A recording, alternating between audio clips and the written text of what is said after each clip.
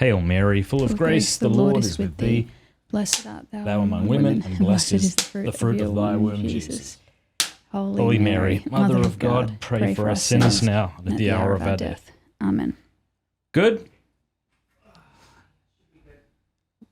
So, good? we can start? Emma Fradd. How's it going? Very good, thank you. I've been thinking about doing this, and I'll do it publicly to make it awkward. You know when you know someone for a long time, you kind of have this idea of them and you kind of accidentally put them in a box? Right. I knew you would be a good mother, but you are an legitimately amazing mother, an amazing wife. It's been awesome. You just moved here to Steubenville, so yeah, you're getting to see the way you interact with your beautiful daughter and the way you love your husband. Like it's so beautiful, and I'm just so happy for you. Thank you. Yeah, I've never been one of those Catholic women that want to have 65 children. I never really understood but here those we women. go. 64 to go.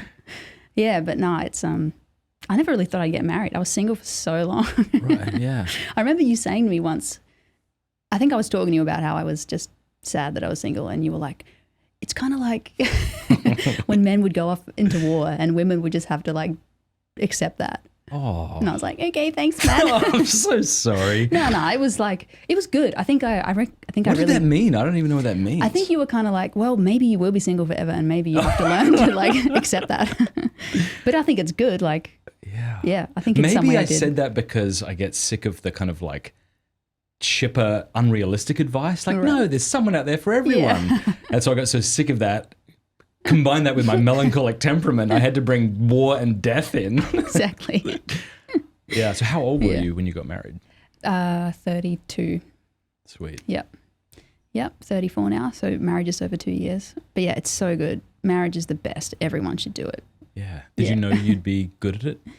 I mean, I know we all have room to grow, but I mean, did you? It sounds like it's come that being a wife and being a mother has come more natural to you than maybe you thought.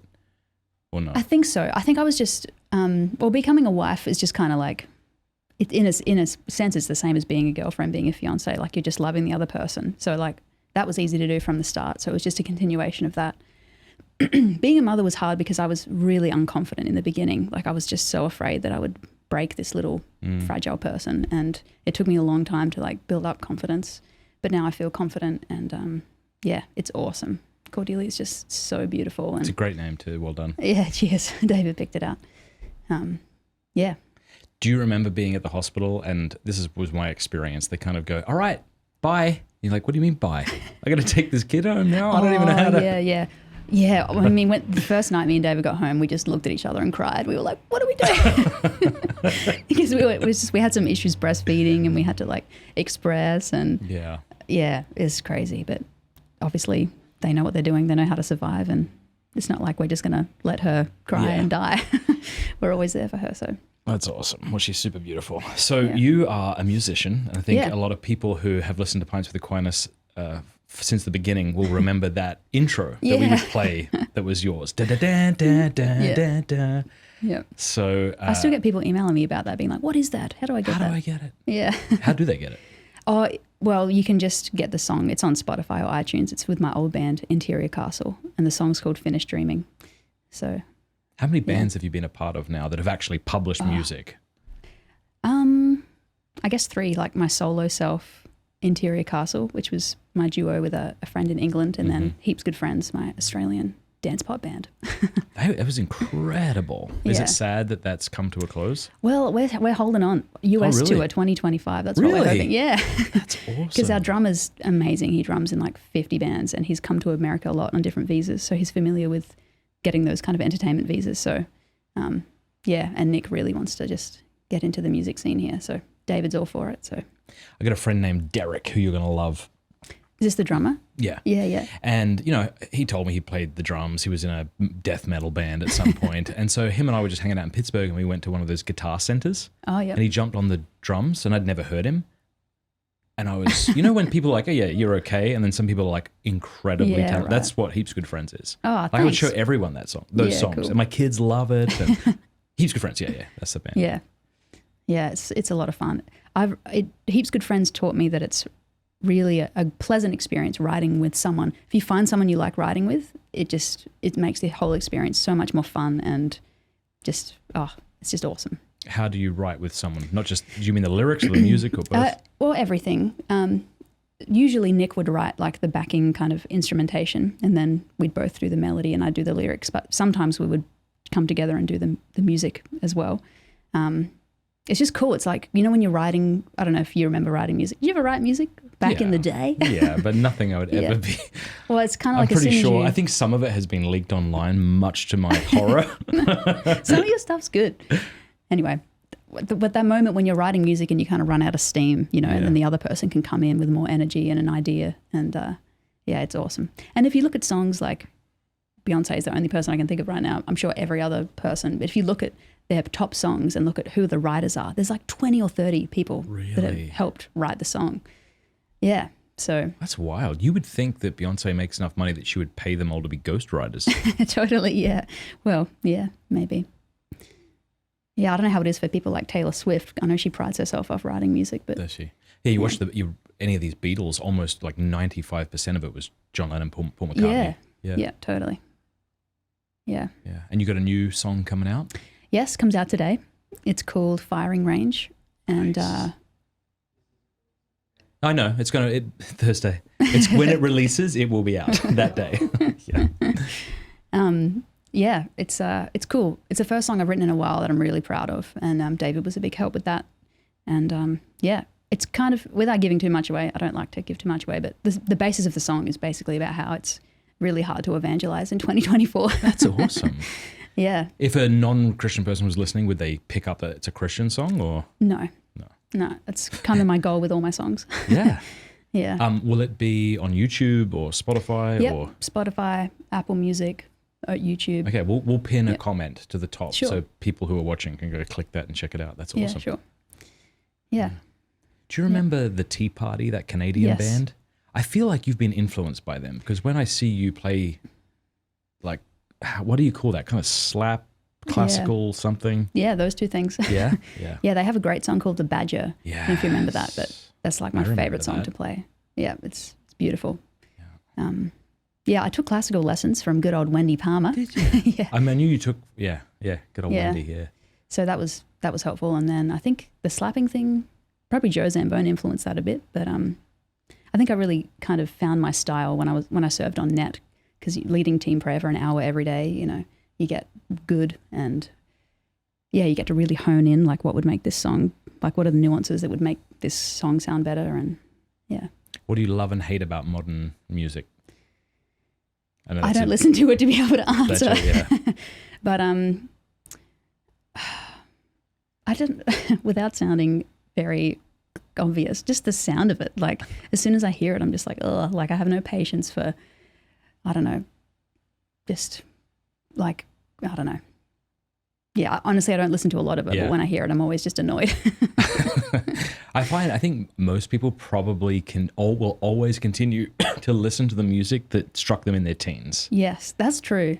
Yeah. So who would be 5 bands that on a regular you would listen?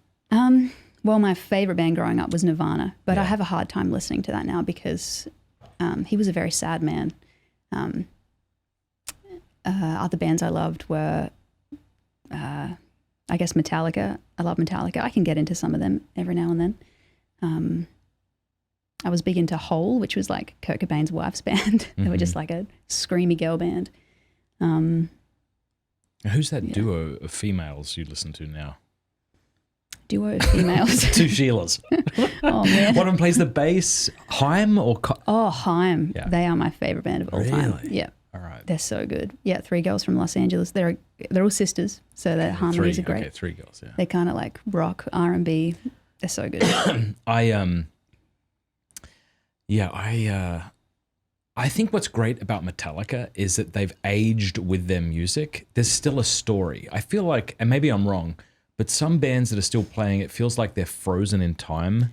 Interesting. You feel like Metallica... personally, they kind of present themselves as if they're the same people they were 20 years ago, whereas I feel like there's still a real story with Metallica. Really? Yeah, like James Hetfield, his overcoming alcohol, him being transparent about that. Even him kind of being vulnerable on stage of being too old to play. I don't know if you saw that. I don't know if it was in the Philippines or where, but he actually started sharing that he was like, this negative self-talk about why the hell are they still doing this, and I don't have what it takes, and I can't sing how I used to. He even kind of got teared up, and they kind of hugged on stage, and it clearly wasn't staged to seem dramatic or something, but that's what I mean about like this ongoing story that's like front and center. I don't know. That's interesting you say that. Maybe I'm out of touch with current Metallica music, but David and I talk about this a lot, and especially in our ministry to artists. A lot of bands make a living when they're most vulnerable. Like you think of Metallica, they got famous because they were so angry. And I kind of thought that they're still kind of making angry music, and wouldn't it be nice if they wrote a country album? That might be something different.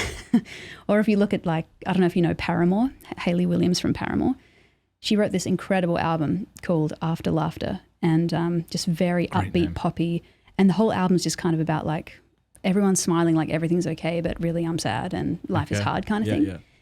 And it's like, do we as Christians, as an audience, like want her to get over that? You know, that might mean that she won't write that music anymore. You know, or Amy Winehouse. It was like she was walking with her producer in London one day, and she walked past a rehab, and she literally said the words like, they're trying to make me go to rehab. I say, no, no, no. And the producer was like, let's make a song out of that. And it's like, okay, but then she died, you know? Oh, did she? Like from addiction. It's like so many, I think artists, they often make a living off where they're most vulnerable, which is why it connects. Like people love vulnerability. But it's kind of like, Hayley Williams from Paramore. Like, is anyone going to ask her, like, is she okay? Or like Kurt Cobain, like, anyone's going to ask him, like, this dude's like addicted to drugs, is so angry. Like, someone going to ask him if he's okay? And because sorry to cut you off, but like the healing process is itself vulnerable. So it's not as if you have to give up being authentic. Yes. Just not authentically crappy. Yeah. Like if you're addicted to drugs and your life's spiraling out of control, like that's a crappy, authentic place to be in. Yes. The healing process is also authentic. And that's what I think James has done well. Maybe not in his music, but certainly in his interviews. And the other thing is I like about Metallica is that their music kind of just changed and they didn't seem to care. So do you remember when Load, we're losing 98% of our audience here, but remember when Load came out? Oh, you probably don't remember this, but when Load came out after the Black Album, people revolted because it was so different sounding. Right. I had a conversation with someone just the other day about this. Well, he just said, what do you like about Metallica? Before Load or after? BL. Yeah, and then there was that song Mama Said that was kind of country sounding. Which is awesome. I love it. Such a beautiful song. So I think what happened is like, I don't know, people were kind of metalheads and all about metal, and that came out and they revolted. But then people were like, well, I mean, it wasn't the best album, but there were some crackers on it. Yeah, nothing can be as bad as Saint Anger. Really? Do you remember that album? Yeah. What don't you like about it? There was no guitar solos, and they took the snare off the snare drum. I don't know if you know what that means, but when you hit a snare, there's like the wires under it. Yeah. So it just says through the whole album, and I don't know. The lyrics just didn't sound very. But see, like that's an example of why I respect them, because even in that album, they chose not to play guitar solos. Right. Just for something different, you mean? Yeah, they just said, we're not going to do that. Everyone loves Metallica because of Kirk's, that's part of it, his guitar solos. And he was very influential for me growing up as well. Yeah. Yeah. Anyway, so that's why I have a lot of respect for him. But it's funny, maybe it's just because they were a pivotal part. So when I was in grade 8, it was the Beatles. Do you remember me being obsessed with the Beatles? I thought that was just Dad. Was obsessed. What? Wow, I had no idea. Yeah, 13-year-old Matt Fradd, big into the Beatles. Started playing guitar so I could play Beatles songs. And there was me and Jake were big into the Beatles. Wow. I borrowed like cassette tapes from Uncle Brian's girlfriend. Oh, right. Debbie. Yeah. And I loved them. Wow. I had no idea. I don't know if I loved them for the right reasons. I think it was just kind of like catchy and easy. Yeah. But some of the songs are more complex and beautiful. Their melodies are, I've never liked the Beatles because everyone likes the Beatles. Yeah. But their melodies are just amazing. That is an interesting phenomenon. When people stop liking something because it's cool. Right. Isn't that interesting? I think for me, I'm just so big on individualization. I don't want to like something because everyone does. Like I'd rather like it because I like it. And if I never knew that everyone liked the Beatles and I just sat and listened to them, I'd probably enjoy them. But interesting. The world ruined it for me. Yeah, it is interesting. Do you remember when Korn started? I remember that band, yeah. And people were like huge into them, and then they became kind of mainstream, and then everyone was like, oh man. But that's funny. People are doing that with Daily Wire now. Like Daily Wire was this. I mean, I'm not saying people don't have legitimate criticisms and legitimate reasons not to like something. Yeah, right. But I'm saying, like, even with that granted, there's still this thing in us that we don't like things once they become cool. Yeah, interesting. And no one would like Tall to admit poppy. that, right? What's that? It's a little bit of tall poppy, maybe. Tall poppy syndrome. I think that's an Australianism. Oh, right. Yeah, I think the tall poppy syndrome is when you cut other people. Yeah. So maybe you're right. You cut people down because they're doing so well. Yeah. Tony Mildra. Do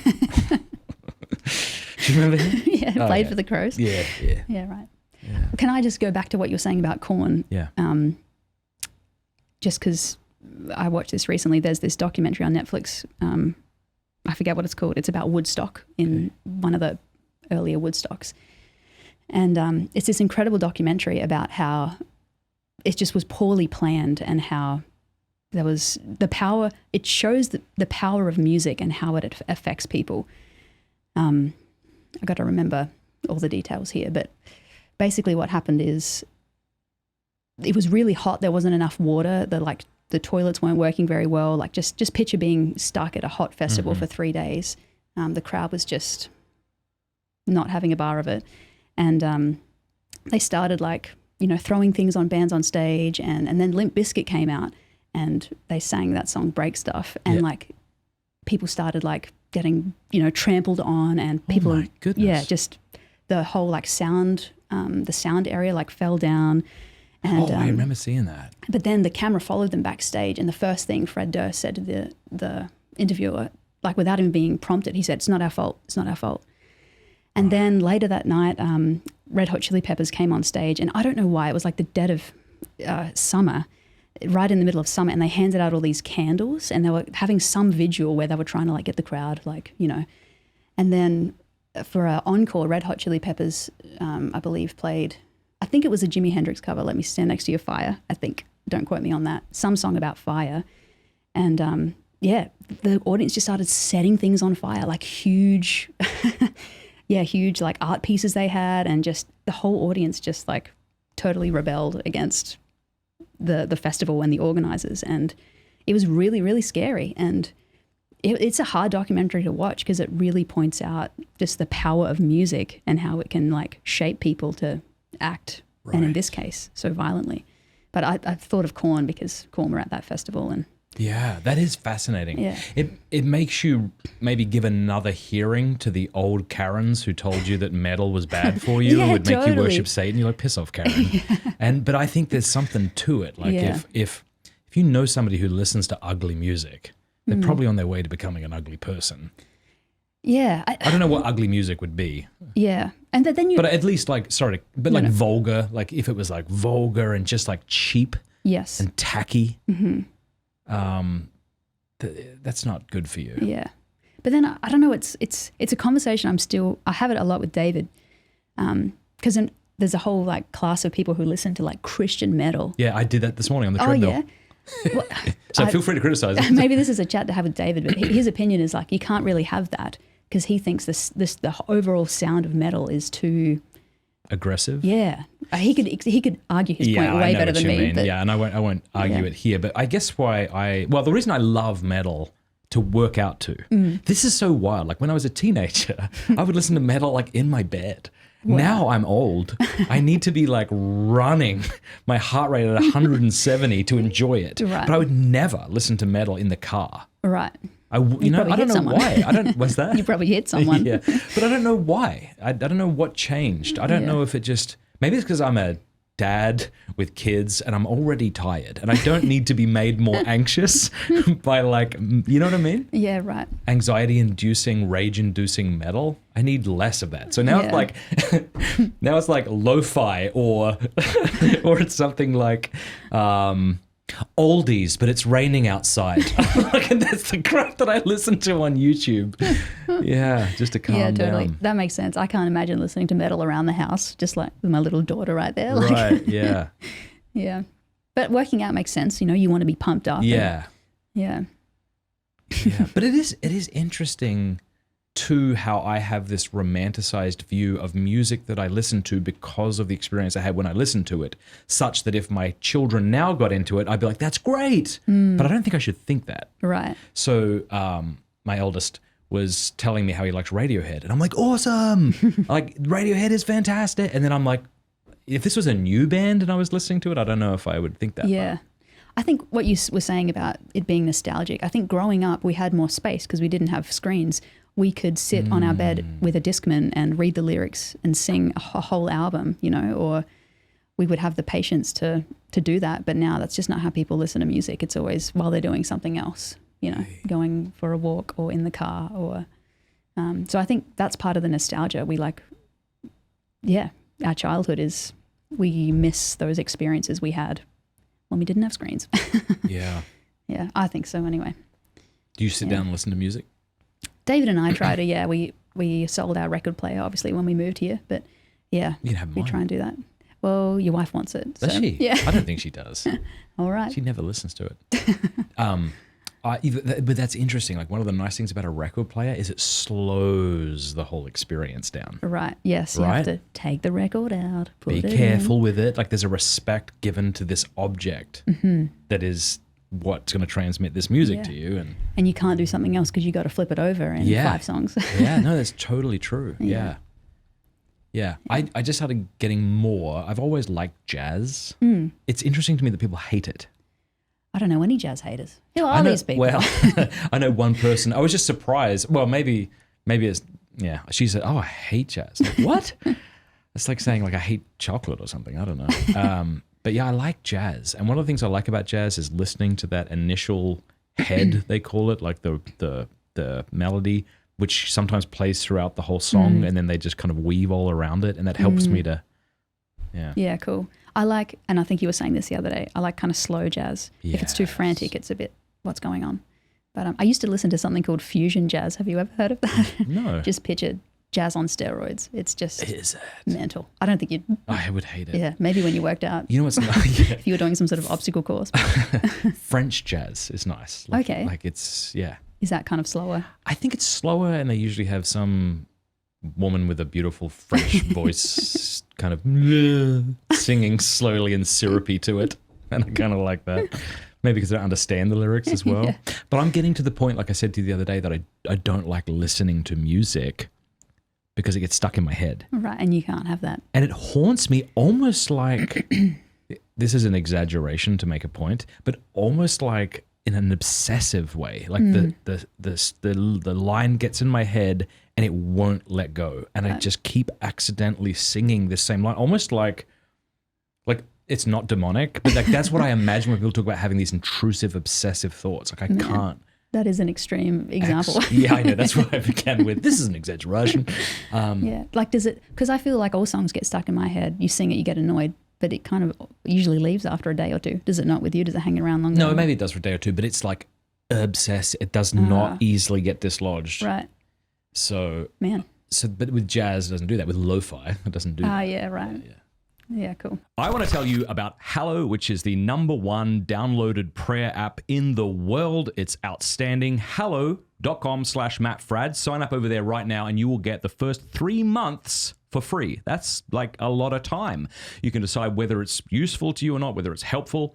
If you don't like it, you can always quit. Hallow.com/Matt Fradd. I use it. My family uses it. It's fantastic. There are over 10,000 audio guided prayers, meditations, and music, including my lo-fi.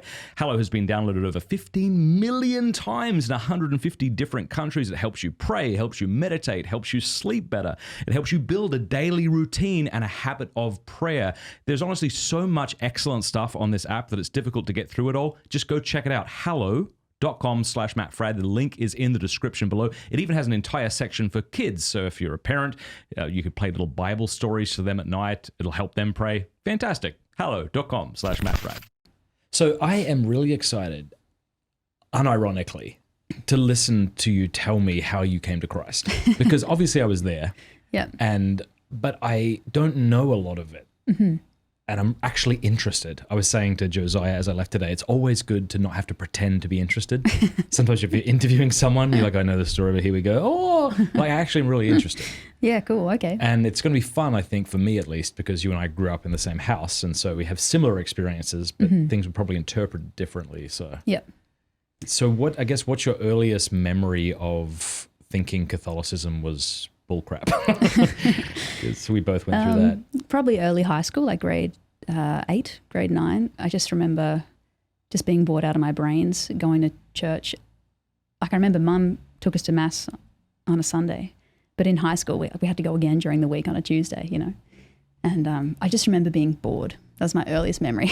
But also as I got older and a bit more rebellious, just feeling like it was kind of forced upon me, like, oh yeah, it's a given, you believe in God, you know. And I wasn't having any of that. And I also remember, you know, Mum and Dad were great in that regard. Like they made us, if you want to say that, go to church, which is good. They should have.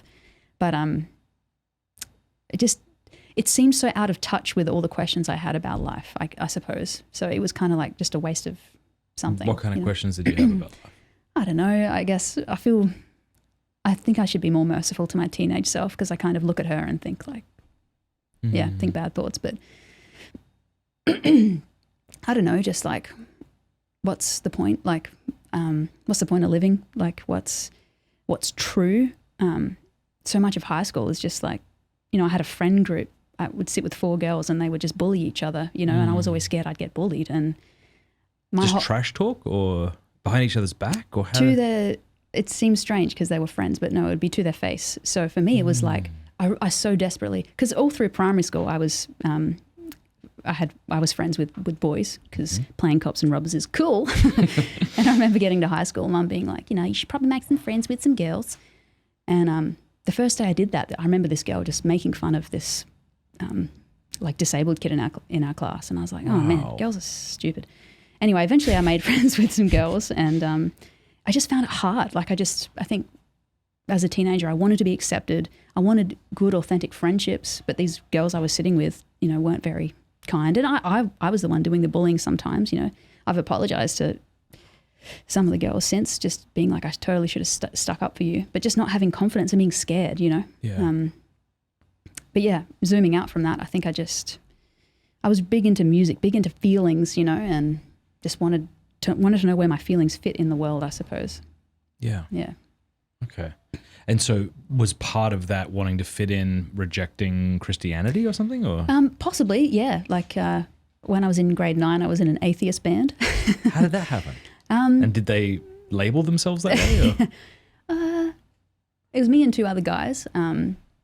I remember our drummer was like a huge atheist, and I think around grade 9 I started to learn what this word atheism meant, I suppose, and definitely labelled myself as that. And I guess maybe it was cool to kind of be against the school. And we didn't have a long career. I think we each wrote a song, and our drummer's song was very much about how God isn't real. And what year was this? 2004.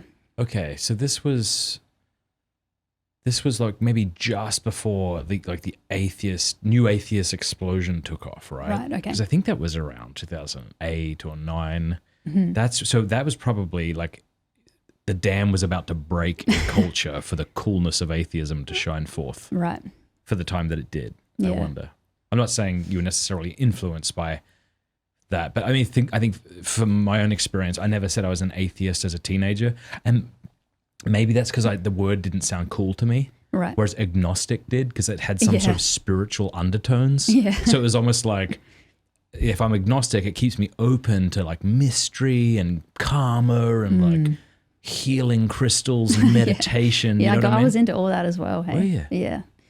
Yeah, I went through I didn't label myself a Buddhist, but I certainly looked into Buddhism. I didn't label myself a witch, but I had a book of spells, you know. Yeah. Yeah, I was just kind of into anything and everything, but I eventually ended up as an atheist and just thinking if God were real, it would be more obvious. Yeah. Mm-hmm. And did you tell Mum? I really dragged my feet going to Mass, and I remember one day. Mum, I feel so bad She's the best. for her. Because she really did, like, God bless her. Like, she didn't have to put up with that crap every week from me. I don't want to speak for you, but, like, I was brutal. Right. I already went to Mass on Tuesday. We were at school. Everything on Sunday is so stupid. I hate it. Yeah. So. I just remember one day she was like, going to Mass. And I was like, oh, I'm not going. And she just let me stay home. Okay. And I was like, woohoo. Don't have to have that fight every week anymore. Yeah. But, yeah. Yeah. God bless her. Totally. Yeah. So you're an atheist. Now, did you have any arguments for atheism, or did you just think all the reasons people were Christians were bad reasons? Yeah, I felt like I didn't need an arguments because the Christian arguments presented to me from teachers was so poor. Really? Yeah. They tried, did they? I say that because I have no faith in the Catholic school system, especially ours that we went to. Yeah, I think it's not unrealistic to have that approach. A lot of Catholic schools in Australia are not very well run. Yeah, I just remember like my religion teacher wasn't even like, she wasn't Catholic, you know, Right. and They would even, in my experience, like talk against church teaching. yeah, right. Like I think one. Good on him. Now well done. Yeah, right. Like what a rebel. Yeah. Yeah, I remember, I think it was, I'm not going to say her name, but I think one of the female teachers who may have had short blonde hair, who may have went out with Donnie De Palma for a little bit, whose name was Mrs. Hackett. I'm pretty sure she questioned contraception or like made fun of it in class or I something. mean, I was taught sex positions in my... Are you kidding? Yeah, yeah. Wow. Yeah. It's so Pretty bad. brutal. It's hard because looking back, it's like the teacher was just trying to probably be relatable and cool. But it's like, You're like, this is just creepy. yeah, totally. Mr. De Palma. Oh, no, he was not Mr. He was great. Mr. He's De Palma awesome. was my seventh. He's I so met, good. who did I meet? Yeah, so Donnie De Palma, amazing guy. Loved him. Who was I thinking of? We call him Bangers. Remember that teacher? Really, Mr. Bella. I don't know. He was Italian, very tall, taught PE. I feel like you may have been taught by someone that didn't teach me. all right. But yeah. Well, anyway, we called him Bangers. And he'd get really upset when you call him Bangers. Oh, you still it in his face. I remember we were in music class and Gareth Butler opened the window and went, Bangers! And then he just turned and he must have been sick of it and he just started bolting towards the, yeah. Oh, man, that's very funny. Anyway, but you had teachers who were trying to be relatable or whatever. Yeah. Yeah, and also the priest, not to bash the priest, but I just feel like Oh my gosh. they didn't really give good homilies. Very unrelatable. Mass was didn't seem like they wanted to be there, They so didn't why sound should like I? they believed, did they? Yeah, It didn't seem that way, I'm saying. Like, I'm Yeah. not making a judgment, but it just seemed like they weren't that interested. yeah. The poor guys are probably so like bashed around by the culture at that time, but still. Yeah. I remember I played Mama Said at Mass once. Oh, man. Speaking of Mama Said, they just let you just pick music. Yeah, I was... So like closing hymn, I played Metallica to my great shame. That's so Actually, funny. to their great shame. They let me play Hallelujah by Jeff Buckley. Yeah. Yeah. Crazy. Jeff Buckley. Yeah. I can't listen to him anymore. It's too sad. It's too sad and Yeah. it's too... He's a wonderful songwriter, but I beautiful get too voice. sad. Do you? Yeah.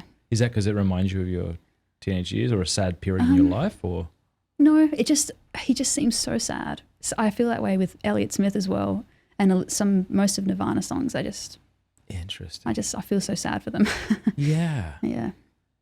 It is funny how we romanticize sad people who end up killing themselves like Cobain did. And Yeah. we kind of Yeah. elevate them like David was someone- saying that the other day. It's just like as soon as someone dies, everyone goes on Twitter and talks about how great they were. It's like maybe they weren't great. Like I know.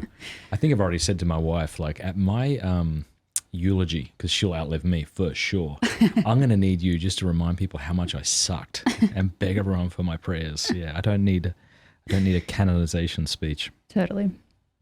Yeah.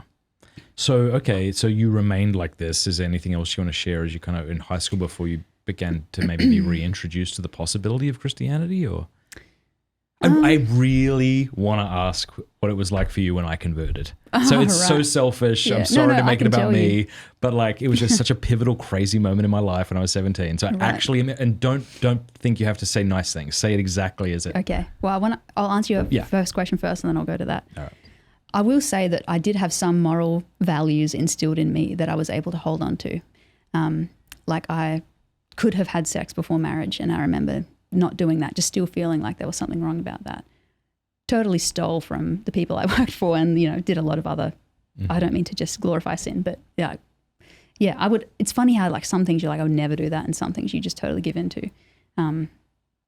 So part of me still did hold on to some of the moral values. But yeah, I think. How old was I when you were in the year Let's see, 2000? I'm 41. So I would have been 10. I would have been 10 when you converted. Yeah, 10 and 11. Okay, Yeah, so 10. I will talk about life before you converted. Okay. I was just, I honestly think I blocked a lot of it out. I think I was just bullied a lot by you and Tom. I'm so sorry. I totally forgive you. It's okay. Yeah, I was a bastard. Yeah, like I'm so sorry. It's okay. You've made up for it. It's really not, and you've forgiven me, and I appreciate it. But I was an asshole, and I think it was because I was so miserable. Right. You know, like that doesn't make it okay. But I think we realize that once we leave high school that the people who were like rude and bad and mean to everybody they were just awfully miserable. Yeah, totally. And they would wake up and they would project that hatred outward because they'd spent the rest of the time projecting it inward. Right. So anyway, no, I was a bastard. So when you converted, it was awesome. I remember going to pick you up from the airport, and you after World Youth Day. Yeah. So when you came back. And I remember you literally picked me up and spun me around. And I was like, what the hell? It was very cool. Wow, yeah. It was cool. I feel like it was the first time I thought like, oh, my brother's my friend, you know. And there was a period actually where you evangelized me. Tried. That was cool. I did pray. Like I was. Do you remember that time I made you and Tom and me sit in the lounge room and we all hold hands and I said a prayer? I don't. Yeah, I've got some wild memories after that trip. That's I was awesome. like... It was almost like I tapped into another sense akin to sight and no less intense. And nobody else had it but could have it. And I was desperate to tell everybody else about how to eat. Yeah. In this very small town of Port Pirie. Yeah. But yeah, no, it was good. I remember waking up in the middle of the night once at like 2 a.m. and I woke you up and I was like, Matt, can we just pray a rosary? Yeah. Did we? Yeah, you did. Thanks, Matt. But yeah, I don't know. Unfortunately, that was short-lived and then I got all dark and atheist, but yeah. Yeah, I forget where we were. But. Yeah, no, just that's interesting. It is interesting because I mean I don't mean to oversell it. Like sometimes when you share your conversion story, it ends up being like kind of out of touch a little bit. Like people might dramatize just how bad they were, and then they like overplay just how peaceful they are now. Yes. So I know that's possible, and I know I was still a rat in many ways. Like I was doing things that I shouldn't have been doing for sure. But there was just like this new life breathed into me and I didn't know how to. Yeah, right. Did you hear the story about how okay. So, and stop me if you have. But remember I had a girlfriend, don't say her name. Yep. Did I tell you how I recited the creed to her once? I just pray that she's not turned off from Catholicism. Oh, she 100% is. I've shared this on a show before, but anyway, so she God bless her, this is shortly after my conversion. We had a big party at our house. Were you still dating her when you went away or? No, we had broke up before that. God bless her. And anyway, she came back and we're at this party at my house. Mum and Dad must have been away. I guess you were away. I don't know what happened, but like people were outside drinking or whatever and carrying on and playing loud music. And her and I were in the lounge room just chatting and like things were like maybe getting a little romantic or something. And I was telling her about how I'd come to Jesus and she laughed at me. So here's what I did. I recited the creed at her. Like... I believe in one God, the Father. And she's like, what the hell is happening? Almighty, creator of heaven and earth, please stop. I will not. And then it gets so cringe. At the end, I stood up and I went, and I hope you find him too. And I left my house with her in it. And there was nobody else in the house and she had to then leave it. The poor girl. Oh, she didn't ask for that. Oh, wasn't her first choice. I want to hear stories like this from saints. This is what you don't hear, you know? Your failed evangelization attempts. Oh, man. Okay, so feel free to linger on things if I move too fast. Sure. But okay, so our good friend Carla had a conversion shortly after my conversion. So, and I know you were friendly with her. Yep. What was that like? I think I became more friendly with her after I converted. So I don't recall time spent with her before my conversion. I guess I just remember her always being kind to you. Yeah. She liked you. Yeah. And so I remember like she'd come over and then I'd find out she's in your room listening to a CD or something, which I thought was kind of beautiful. Yeah, she's awesome. She was a real help, like after my conversion, not to skip ahead, but there was a time when I was in Pirie, you know, no fellowship for almost a year, and she would come home and visit and it would just be awesome. Yeah. So fellowship is important. All right. So then how did you So I was go from atheist to Catholic? Alrighty. So I was in year 12, which is the final year of high school in Australia. I think it was February, and I was working at Woolies at the time as a night filler. But classic. I applied for this job at Meg's bookshop because I love books. And in the interview, they told me they wanted someone full time. Excuse me. So I went into the car and told Mum. You can have this if you want, by the way. Oh, thanks. went into the car and told Mum, and she was kind of like, oh, you know what, we can talk to Dad like about me leaving school. And I was like, what? I can leave high school? Bring it on. So yeah, she spoke to Dad and I quit high school and started working full time at the bookshop. Yeah. So yeah. Americans freak out at this kind of stuff. I know, hey. Like when I got married to Cameron, I hadn't spent one day in university. And I remember feeling super self-conscious about that. I didn't realize at the time that was actually like cool. Yeah. Like now I realize it was cool. I don't know how people go to uni and they kind of have some idea of what they want to do. It's like, why would you go into debt for some idea of what you want to do? Anyway, so I was working at the bookshop. So that's cool. So you quit school. I did, yeah. So that was just like, did you just feel like a new kind of lease on life in a way since you hated it so much? Or well, yeah, I started making money. I could buy CDs and and like I shared a little bit about my experience in school with my friendships. I was happy to be done with that. I guess I was a bit more isolated, but yeah. So yeah, started saving up money, and then you had just had Liam, your first son, and you reached out to me and you said, me and Cameron were thinking of you could come to Ireland and live with us for 3 months. And I was like, that'd be sweet, because I looked up to you a lot and be cool to get out of this small town. So yeah, in 2008, I came and lived with you, and it was crazy. I had the best job ever. Do you remember the job I had in Ireland?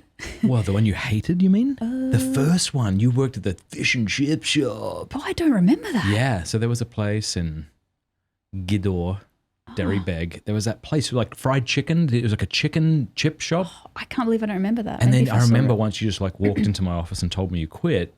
And then it was after that I think you worked at a call center. Is that the one? Okay. So that job, just because it's so funny, and I don't know if this would, robots probably do this now, but I would work night shift, so it was very good pay.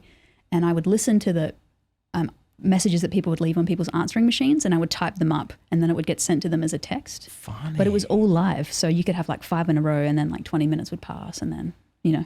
That is kind of fun to listen in on. Did they know that people were listening in to their conversations? I don't know. Yeah. I guess the technology maybe didn't exist back then. That is computers wild, that just do that. hey? Like to think that there would come a day when that was, no, computers will just do that and they'll spit out a text message. Yeah. Yeah. All right. So I remember. Was being at Meg's bookstore pivotal in some way, or are you just sort of chronologically going through how you got to now? It's not really pivotal. Okay. I don't know why I mentioned that. Just was in my brain. I think I was mentioning that to say that I was able to save up enough money to get the visa and go and do that. And I remember you and Cameron would obviously pray a lot, go to mass a lot. And I remember getting into a lot of conversations with you about God, and you were very patient and good.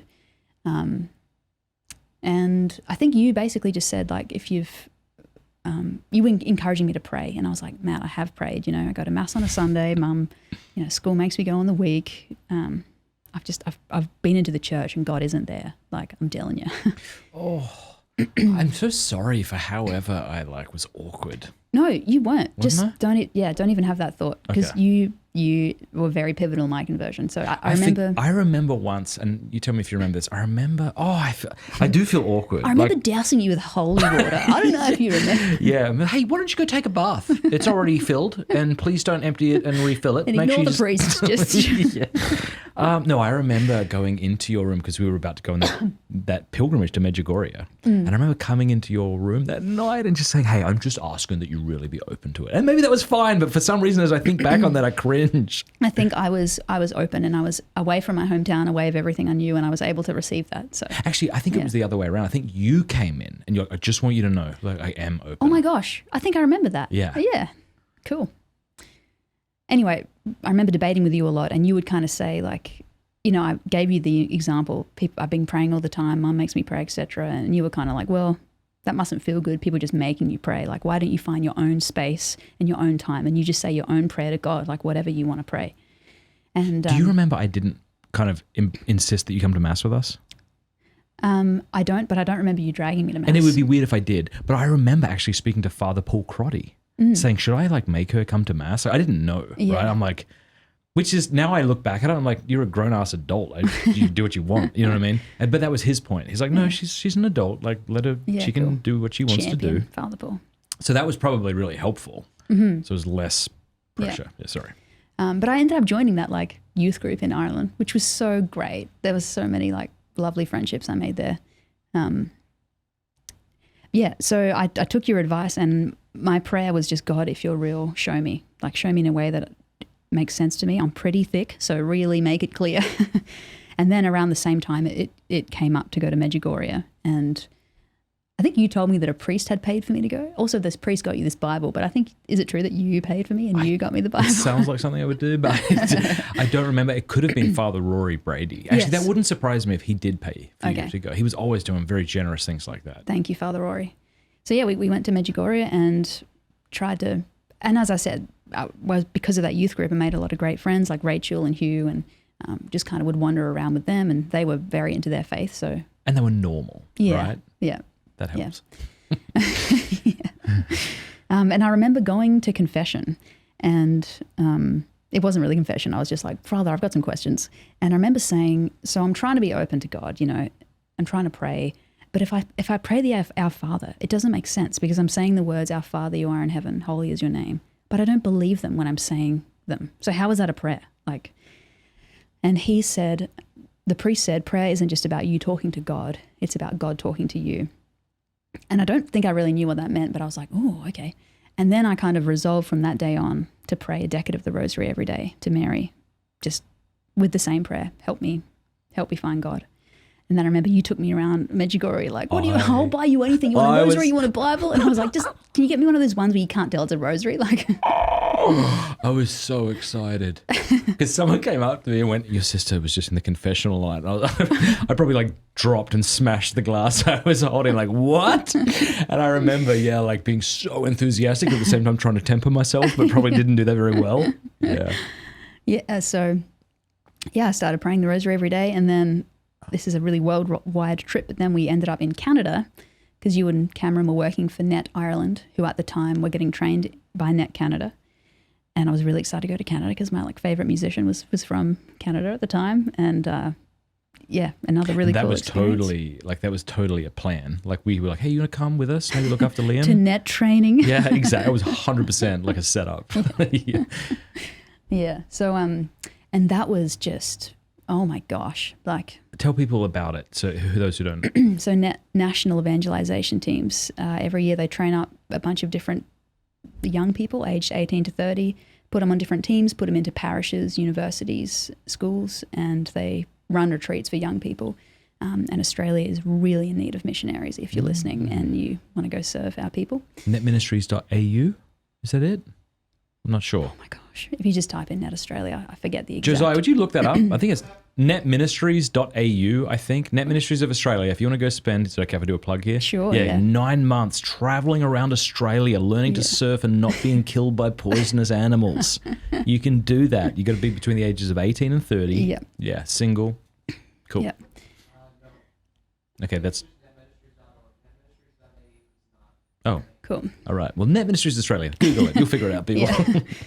And that was a real, just picture me who's had such a poor example of what friendship is, walking into a, intense 2-month long training with 60 young people who are just in love with Jesus. But more than that, they're actually kind and they care about me. And that was a real, that made me feel special. But I remember walking in and they were having, praise and worship, because one of the charisms or one of the values or Net Ministries is very charismatic. So, people singing their guts out to Jesus and hands in the air. And it's really confronting when you're in a room of 60 people doing that. And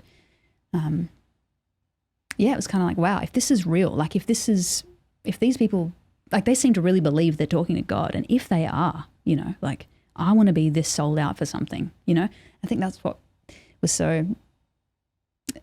just picturing high school and what was missing. I think I was ready to give my all to something, and I kind of gave it all to music, But if this God is real, oh my gosh. I think I remember saying a prayer actually, just saying to God, if this is it, how could I not give everything? If you're real, I don't care if it looks bad to my atheist friends that I'm a Christian. Of course, I'll give it all to you, kind of thing. And then the next day, so Net is kind of divided up into, their training is divided up into different chunks, and the first 12 days it's essentially a big long retreat. And beautiful Joe Vogel was giving a talk on... He chose the nails. Oh, is that what it's called? Yeah. Awesome. Yeah, and I just remember a part of his talk. He said, God killed a part of himself to save you, how can you conceive that? And I remember thinking, I can't conceive it. And I'm trying to conceive it and I can't. And in some weird way, not understanding that, I was able to accept it. And I just knew he was telling me the truth. I just knew, like, this is not false information. And I think that was kind of the moment where I just cried my guts out. And I just remember, like, and that was kind of it. That was what I was praying for, and praise God. Thank you, Mary, for answering my prayers. And yeah, I remember my experience of that talk, because prior to that moment, like, sometimes you'd be crying, but it was because it was like you were hurting, or it was an ups, you were kind of confused or something. Yeah. And so I remember sitting there during Joe's talk, and I kind of, when you're desperately trying to convert somebody but not being, like, weird about it, like, how's she receiving this, Like, I don't know if you've had that experience, but I remember looking over at you and you were crying, and my first thought was, like, this isn't helpful. Yeah. And I don't know if you remember this, but as soon as the talk ended, I actually walked up to this crucifix. And you knelt down.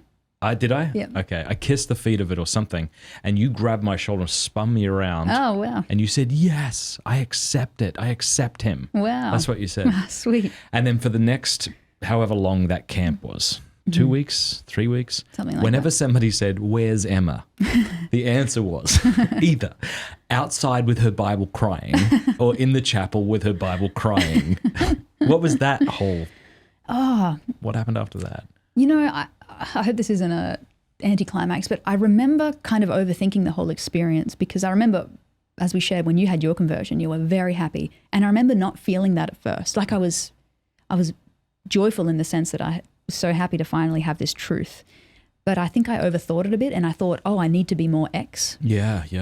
But I think I was, like, even though I was a single 18-year-old, it did sort of turn everything around for me. Like, I was like, I have to go home and tell my friends, like, I can't do drugs with them anymore. Well, I remember they were thinking, the question was like, should we let Emma stay and be on team? You're aware of this? Yeah. But the answer was no, because, I mean, she's a fresh convert. Yeah. She needs to go home. Yeah. Yeah. So, and I'm glad I did go home. It was so difficult, but yeah, what was that like, going back into a small country town? Man. I want to tell you about a course that I have created for men to overcome pornography. It is called strive21.com/Matt. You go there right now, or if you text STRIVE to 66866, we'll send you the link. It's 100% free, and it's a course I've created to help men, to give them the tools to overcome pornography. Usually men know that porn is wrong. They don't need me or you to convince them that it's wrong. What they need is a battle plan to get out. And so I've distilled all that I've learned over the last 15 or so years as I've been talking and writing on this topic into this one course. Think of it as if you and I could have a coffee over the next 21 days and I would kind of guide you along this journey. That's basically what this is. It's incredibly well produced. We had a whole camera crew come and film this. And I think it'll be a real help to you. And it's also not an isolated course that you go through on your own, because literally tens of thousands of men have now gone through this course. And as you go through the different videos, there's comments from men all around the world encouraging each other, offering to be each other's accountability partners and things like that. Strive21, that's strive21.com/Matt, or as I say, text STRIVE to 66866 to get started today. You won't regret it. The question was like, should we let Emma stay and be on team? You're aware of this? Yeah. But the answer was no, because, I mean, she's a fresh convert. Yeah. She needs to go home. Yeah. Yeah. So, and I'm glad I did go home. It was so difficult, but yeah, what was that like, going back into a small country town? Man. And how did mum and dad react? Because I wasn't there, obviously. I was in Ireland. I remember calling mum and being like, I like Jesus now. And she's like, so you're going to come to mass with me now? It was just hard. Yeah, I didn't have, like, I'd made great friendships in Canada and in Ireland, but they were just so far away. And so, yeah, just kind of going to mass and praying, and it was just a bit isolating, I suppose. But I was just holding on to going back to Canada the next year and serving on net, which was great. But yeah, it's just very tough. And praise God, I was able to not lose that faith. I was able to kind of hold on to it. But yeah, people who don't live in small towns may not understand what this is like, or maybe they do. So I feel like in most cities, at least in America, like there's a Catholic group of sorts. You might not be like crazy about the people you have to hang out with and pray with and do life with. Yeah. You may wish they were better than they are or more interesting than they are or whatever. But to live in a small country town where the only people who go to mass are like, God bless them, right? They're holding the church together in Australia, but these like blue-haired old women, you know, yeah, bless them, you know, like they really are amazing people, but it's like they're so much older than you, and it's so difficult. Especially not just that, but you're going back to a place where everyone you know and love is living such a different life. Yes, and they remember you differently, and you have to kind of explain like, oh, I'm not going to. What was that like? Well, I remember calling a close friend and kind of saying, I can't do drugs with you anymore. That was kind of the biggest thing. And he was very, we had always had really big, deep conversations. And I think I spoke to his wife now after, and I remember her saying, I don't know what you said to him, but it must have been very potent because he's been crying. So I think he was kind of, I mean, I don't want to put words around his experience. It sounded like he was wanting that. You know, he was wanting to have an experience like that, or maybe he was grieving that our friendship would be different. I don't know, but yeah. That's really cool. I remember for me the biggest obstacle to get over was coming home was probably like just bad movies. Oh, okay. Like there was that American Pie series that's absolutely awful, and I remember the pressure of all my friends being into these new things. You know, like as you get older, the pressure lessens. Yeah. Like, or maybe it doesn't. Maybe it just changes because now they're advertising like how I can regrow my hair, you know, like things like that. But when I was a teenager, it was like all the latest things for teenagers, and my friends would get drunk and things like that. So I don't think getting drunk was a big deal anymore for me. Like I was pretty okay, like not doing that. Pretty okay. And then maybe it was also just like hooking up, which was just such a part of my teenage experience, like going to a party and with the boys. But like drugs is something next level, like because there may have been, I don't know, you tell me, like an addiction element. So was that difficult for multiple levels to give up, or were you not addicted? No, it was very recreational. Okay. Yeah, and I hope I'm not making it sound like I do it all the time. It's probably like once a month or something, but when I would get together with this particular group of friends. Do you know I only smoked pot after my conversion? Really? That's what I said earlier when I was like, I was still wretched. Like, right. Yeah. Isn't that funny? That's so sad. Were you invited to prior? No, maybe that's why. I was, and mum and dad did a pretty good job at like warning us off against that kind of stuff. Yeah. I wish parents in the 90s were as concerned about their kids fornicating as they were about them smoking tobacco. I feel like we all would have had much healthier childhoods if we were smoking cigarettes instead of like... Right. Anyway, but yeah, no, I did I smoked pot a few times, but I remember the day I stopped, I had to go to work that night, and all my friends had started smoking weed, and I remember just looking around the room because everyone was half baked, and I just thought, this is so ugly. Right. This is so sad. Like, I'm not glorifying drinking either, but when people drink a little too much, in my experience, like people were kind of more energetic, more they would relate to each other, but it was like everyone was just sitting on the couch in their own world. I'm like, I can't keep doing this. Right. But anyway, back to you. Yeah, no. Well, I think, not to sound super depressing, but I didn't really have a lot of friends when I went back because my main group of friends was in Adelaide. And like I said, when I left school, I kind of left those friendships behind. So I wasn't really tempted in that way. It was just more lonely, I think, after my conversion, going back. So what was it like? You mentioned earlier when Carla would come back. It was awesome. Yeah, we would just we'd pray together, we'd chuck mayonnaise together. Explain what that is to the people at home. Chucking a mayonnaise is when you drive up and down the main street of your hometown or a town. Yeah. Do you remember Carla's dad's car? The horn would blare every time she turned left. Do you remember that? Yeah. I don't remember, but she told me about it. Yeah, it's so wild. Because I was already, this might surprise people, but I was already not terribly cool when I was 16. And so while these other cool kids had their like super revved up cars, seat back, Honda. Do you remember Danny Fasciano? I don't. All right. Well, anyway, so Chuck, and meanwhile I'm in Carla's like blue, maybe Beetle, and every time we turn left, I go, eh. So you're like, oh, you have to pretend you were waving at people, and then you'd be like, I hate my life. And she's like, me too. We didn't hang out. Oh, loads. man. Remember Club Clippers? It sounds familiar. Was that a place in Pirie? Yeah, so Excuse me. again, can't reiterate it enough. Like, even though Port Pirie, where we grew up, is a it's a sizable town. It's about 16,000, isn't there, people there? Yep. But it's surrounded by farmland. It's not like these cities here. You know, people say it's a Yeah. small city, but it's all the cities in America, a lot of them kind of connect. Yes. Ours is like you could draw a line around it, be like, that's it, and then you got to drive like an hour to the next significant town. So it made it feel all the smaller. So like it must have been so weird for them trying to drum up like hype about a club. Yeah, and in what's the Port difference between, Pirie. like, what is a, I mean, obviously the difference between a club and a pub, because there's pubs in Pirie Yeah. that operate like clubs in the evening. Well, so I it was think just- that was less the case when I was 17. Oh, okay. I think they were more just Yeah. like pubs. Yeah. But this was, yeah, I don't know, they had flashing lights and like techno music and stupid stuff like that. But That's funny. I don't know why I brought that up. Port Pirie. Port Yeah. Pirie's the place to put a smile back on your face.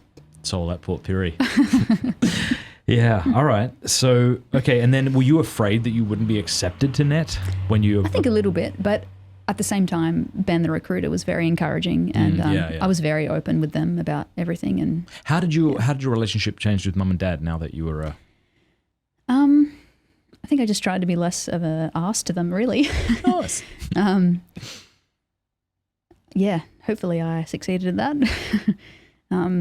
I don't really remember. Like, I do remember just going to mass with mum. I think I started playing music at mass, which was nice. Did you know Bishop Hurley well? Did you get to know him I at think I all? was too young. I don't think he was the bishop there when I came back. Okay, I'm sorry for that. He's terrific. But yeah, I saw him actually a bit when I lived in Brisbane. He's wonderful. Yeah, he's great. Yeah. Yeah, Bishop Hurley. People don't get this in America either. Like, I'd go to his house Yeah. and knock on his door, and we would have cups of tea together and talk about Jesus. Totally. Such a isolated town, Yeah. like a small. Well, it's not actually a small diocese. No, The I space think it's the third largest Right. geographically. Like ever? Third largest in the world right Wow. now. I think the number one's probably in Russia. Technically, I guess Florida. Which one is it? Orlando, because they went to the moon from Orlando, and so apparently that becomes part of the diocese, technically speaking. So it's kind of stupid, but it's a fun fact, that Orlando's the largest diocese in the world. That's hilarious. But yeah, all right. So then, did you struggle with your faith during that time? Did No. you question? Like, was this just some emotional I experience? never did. No. Praise God. I was always very strongly convicted, and it was kind of like, I can't go back. Like, how can I let this go? Like, because that was my whole thing. I wanted to pray. My prayer was to kind of know, like, show me in a way I can understand and grasp onto it. And hearing that talk really just changed my heart. And yeah, I've never looked back and thought, oh, maybe it's not real, maybe being so young, maybe I dramatized the experience or whatever, but it was still just, it was real, and fight me for it. Now, Nan was still alive, wasn't she, or no? Maybe she No, wasn't. She wasn't. Oh, okay. That would have been cool. That would have been cool. Yeah, we had a beautiful Catholic Nan. What are some memories that you have of Nan? You know what's fun about this interview is imagine if like our dad and auntie sat down and had an interview and then like you could watch it. Yeah. Wouldn't that be wild? Yeah, right. It would be like cool. Our kids are going to watch this. So That's cool. We better make it bloody it's good. kind of crazy. Yeah. But I remember playing fish with Nan, and she'd be like, were you after one of those, love? Like 2 turns ago, I'd ask for an 8. It's very cute. Come on, Nan, I got to win like with my own back here. Whoops. I loved Nan. She was so beautiful and loving. Unless she got cross, and then it was terrifying. I don't have memories of being cross. I have like 1 or 2 memories. I think I was giving mum a lot of crap in the car, like a jerk. Yeah. Someone should have smacked me, and she went off, and it was terrifying. Oh, wow. So I'd never experienced that before. But I remember I'd have sleepovers at Nan and Pop's, and I remember her and I playing card games. And Fritz and sauce sandwiches. Fritz and sauce. Remember climbing on her TV tower? Yes. Yeah. Yeah, and that old rusted oven they had outside. I think we have that now. Yeah. Yep. Fun times. Yeah. Yeah. Did you have friends that you tried to evangelize when you went back, or as you said, you were pretty isolated, I think, but not in the sense of like, you should try this too, but it was more, I just knew that if I shared my story and what happened, that would hopefully be enough to maybe get them thinking. Yeah. I think I was a bit scared to be too full on. Not because because I didn't think it would be effective, but I think I was just a bit more reserved. Yeah. Yeah. And were you there when Evie converted? Like, what was your experience of that? So Evie is a dear friend of, so my best friend growing up, his mum was really dear to our family. And I don't know if you know this story. I'll tell it real quick and then you can tell me your experience to kind of give people some background.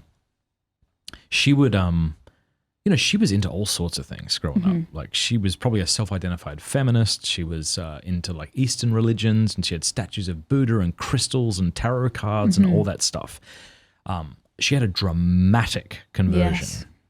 And there's this story, I don't know if you know, but she was a little Bible study, and she was telling everyone there that she was breaking those statues of Buddha and smashing the crystals and tearing down these things and burning the tarot cards. And someone said, well, don't you think that's a bit narrow-minded? And she said, I hope so. It's a narrow path. That's awesome. Such an Evie thing to say. She's full of such great one-liners. So where were you in relation to her conversion? And I don't really remember like when Evie converted, but I think when I went back to Australia after my time in Canada, I knew that Evie was Christian. So, and at that point she had kind of unfortunately moved away from the Catholic Church, was going to a different church. But I would go over to her house and just kind of sit just for some fellowship and look at her bookshelf and take some books. And yeah, she was full of such wisdom and just she was so joyful. And yeah. And she, I think after her conversion, she said to me like every day she would wake up 5 a.m. and spend 1 hour in the Word. Oh, she beautiful. Just loved the Bible. Yeah. Yeah. Yeah. And I think I asked you this, but did mum and dad react to your conversion? Did they think it was weird? Or did they just not really talk about it? Didn't really talk about it. Yeah. All right. So then what was the net experience evangelizing all over Canada like? Oh, net was amazing. Yeah. A great way to just really deepen my relationship with Jesus, learn how to have like proper friendships, learn how to have difficult conversations with people, learn how to live with difficult people. Yeah, it's really cool. And that's kind of a bit of the reason why I wrote this song, Firing Range. I was talking about how hard it is to evangelize today. It is just such a blessing to have a platform to evangelize, whether you're in a school in front of people sharing or you're in a small group at a parish, just like being able to share, having an audience. It's really hard, I feel like, today to get onto the topic of, so have you heard of Jesus? But yeah, I had a lot of positive experiences, a lot of difficult experiences, but that's what everyone says about net. It's hard but good. And then my second year I was on this music team, and we traveled all around Canada doing ministry to musicians, but also doing like youth rallies in schools. That was really cool, just being able to play so much music. I'm very passionate about that. And yeah, it's just the best. And then I worked for net for so long. Yeah, I worked in Canada for 4 years, and then I came to Australia and worked here for another 4 years. And but I just loved it. I got to do recruiting, and I love having those one-on-one conversations with people and just hearing their story and helping them put it in the context of serving on net. Like, it's hard to talk about net vaguely, but it's so good. I think a not indecent argument for Christianity is that when you put it on, it works and your life gets better. When you put it on, like when you start practicing? Yeah, like when you enter into the world and live as a Christian and think that it's true, your life gets significantly better. Right. I don't think that's an argument for I think it's a partial argument. It's tricky because I think a lot of people who don't believe in God would argue it doesn't get better. What? I can't have sex before marriage. I can't do X, Y, and Z. It seems worse. But like I was reading Aquinas' commentary recently on Take My Yoke Upon You in Matthew. And he says, things aren't difficult when you love. When you love, those difficult things become a joy. So it's totally true, right? Before the conversion experience, if someone lays out all the things you got to do now or not do as a Christian, it seems burdensome. Yeah. Kind of in the same way that marriage would seem burdensome. Like, I got to live with this guy called David forever. He's sharing my bed. Like, it's weird. Like, I don't want to do these things. Who is this person? But when you love them, you want to do those things. Yes. And it's like that with Christianity. Yes. But I think there is something to that. It's like, I think it's possible for all of us to have our own sort of coherent epistemologies. And what I mean by that is we can have a system of thought that's coherent. It doesn't contradict, but be false. Right. So if I believe that the moon is made out of cheese and, then maybe there's not much else that would contradict that. Maybe how did it get there? Oh, and then I have another story. And so eventually this story of reality that involves a moon made of cheese is coherent. So you can have a coherent story and it be false. Yeah. Like Star Wars is a coherent story and yet it's false. Yeah. Christianity could be a coherent story that's false. But it's weird that for me and for you and for many others, once you kind of enter into the kind of epistemological framework of Christianity and act as if it's real, you flourish. Like that was I can't, whatever of other people, my life got significantly better. Yes, agree. Yeah. Yeah. Like that's not nothing. Yeah. There's something to that. Totally. So even if you're not good at like formulating a philosophical argument for the existence of God, as other people are, and if I'm not, it's like there's something to this. Yeah. It seems to work. Yeah. Yeah. And that's the thing to share with people. You know, like I think it's better to share from your own experience versus, you know, well, I don't know, it depends who you're talking to, I suppose, but sharing your own experience versus this is what the church teaches and this is why, like maybe you need both. Yeah. Yeah. All right. So then I like what you said about it's helpful to have a platform to evangelize. Because that's what this is. Yeah. Like it was wild to go to Europe and have so many people say that they heard about the Catholic faith or came into the faith because of... So awesome. It is Praise so God. awesome. And it's so... because really little effort. Yeah. In a sense. It's not like I'm having awkward conversations and being denied, being rejected by people. It's just like we do these things, they get put online and people bump into them. And yeah. So what was your experience like evangelizing in Canada and then maybe when you were out of a team environment trying to evangelize? I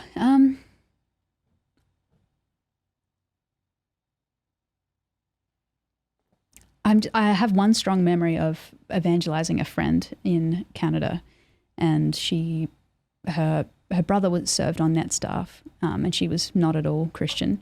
I just remember being a friend because I liked her. Like she was just a very funny, very just great person to be around. And so how were you associated with her? Because you were doing ministry still.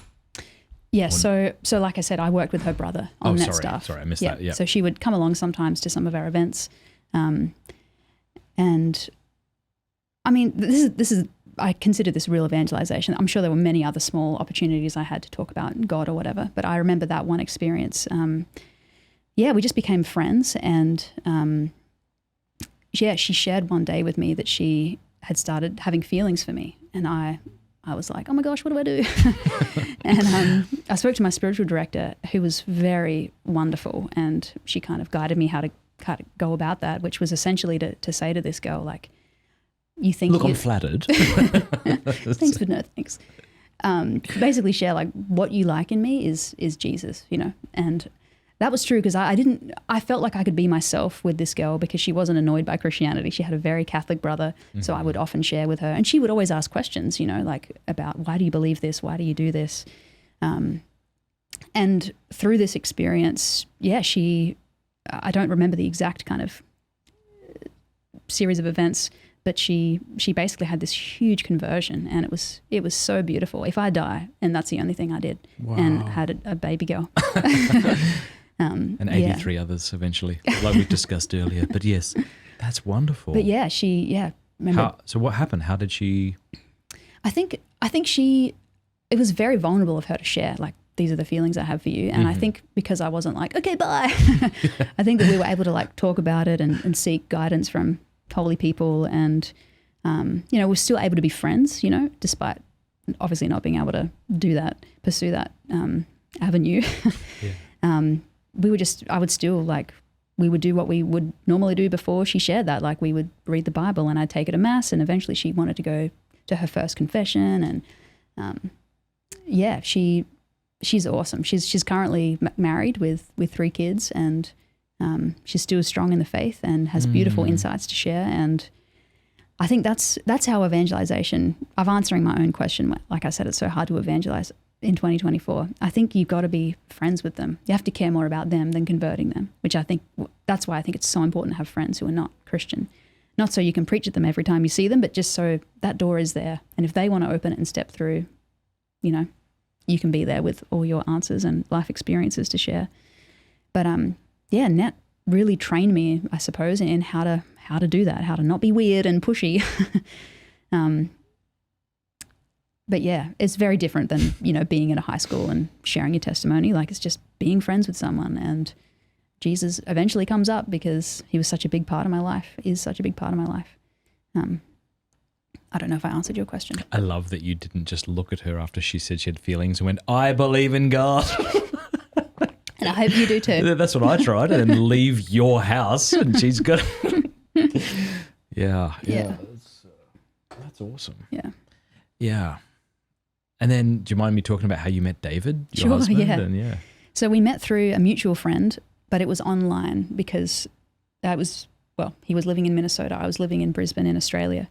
And I was writing a song, Invisible Ink. And it's funny, I had my beautiful roommate, Maddie. She played violin. And it's a beautiful song, yeah. Yeah, thanks. It's probably out of all the songs I've written, I'm probably most proud of that song. Nice.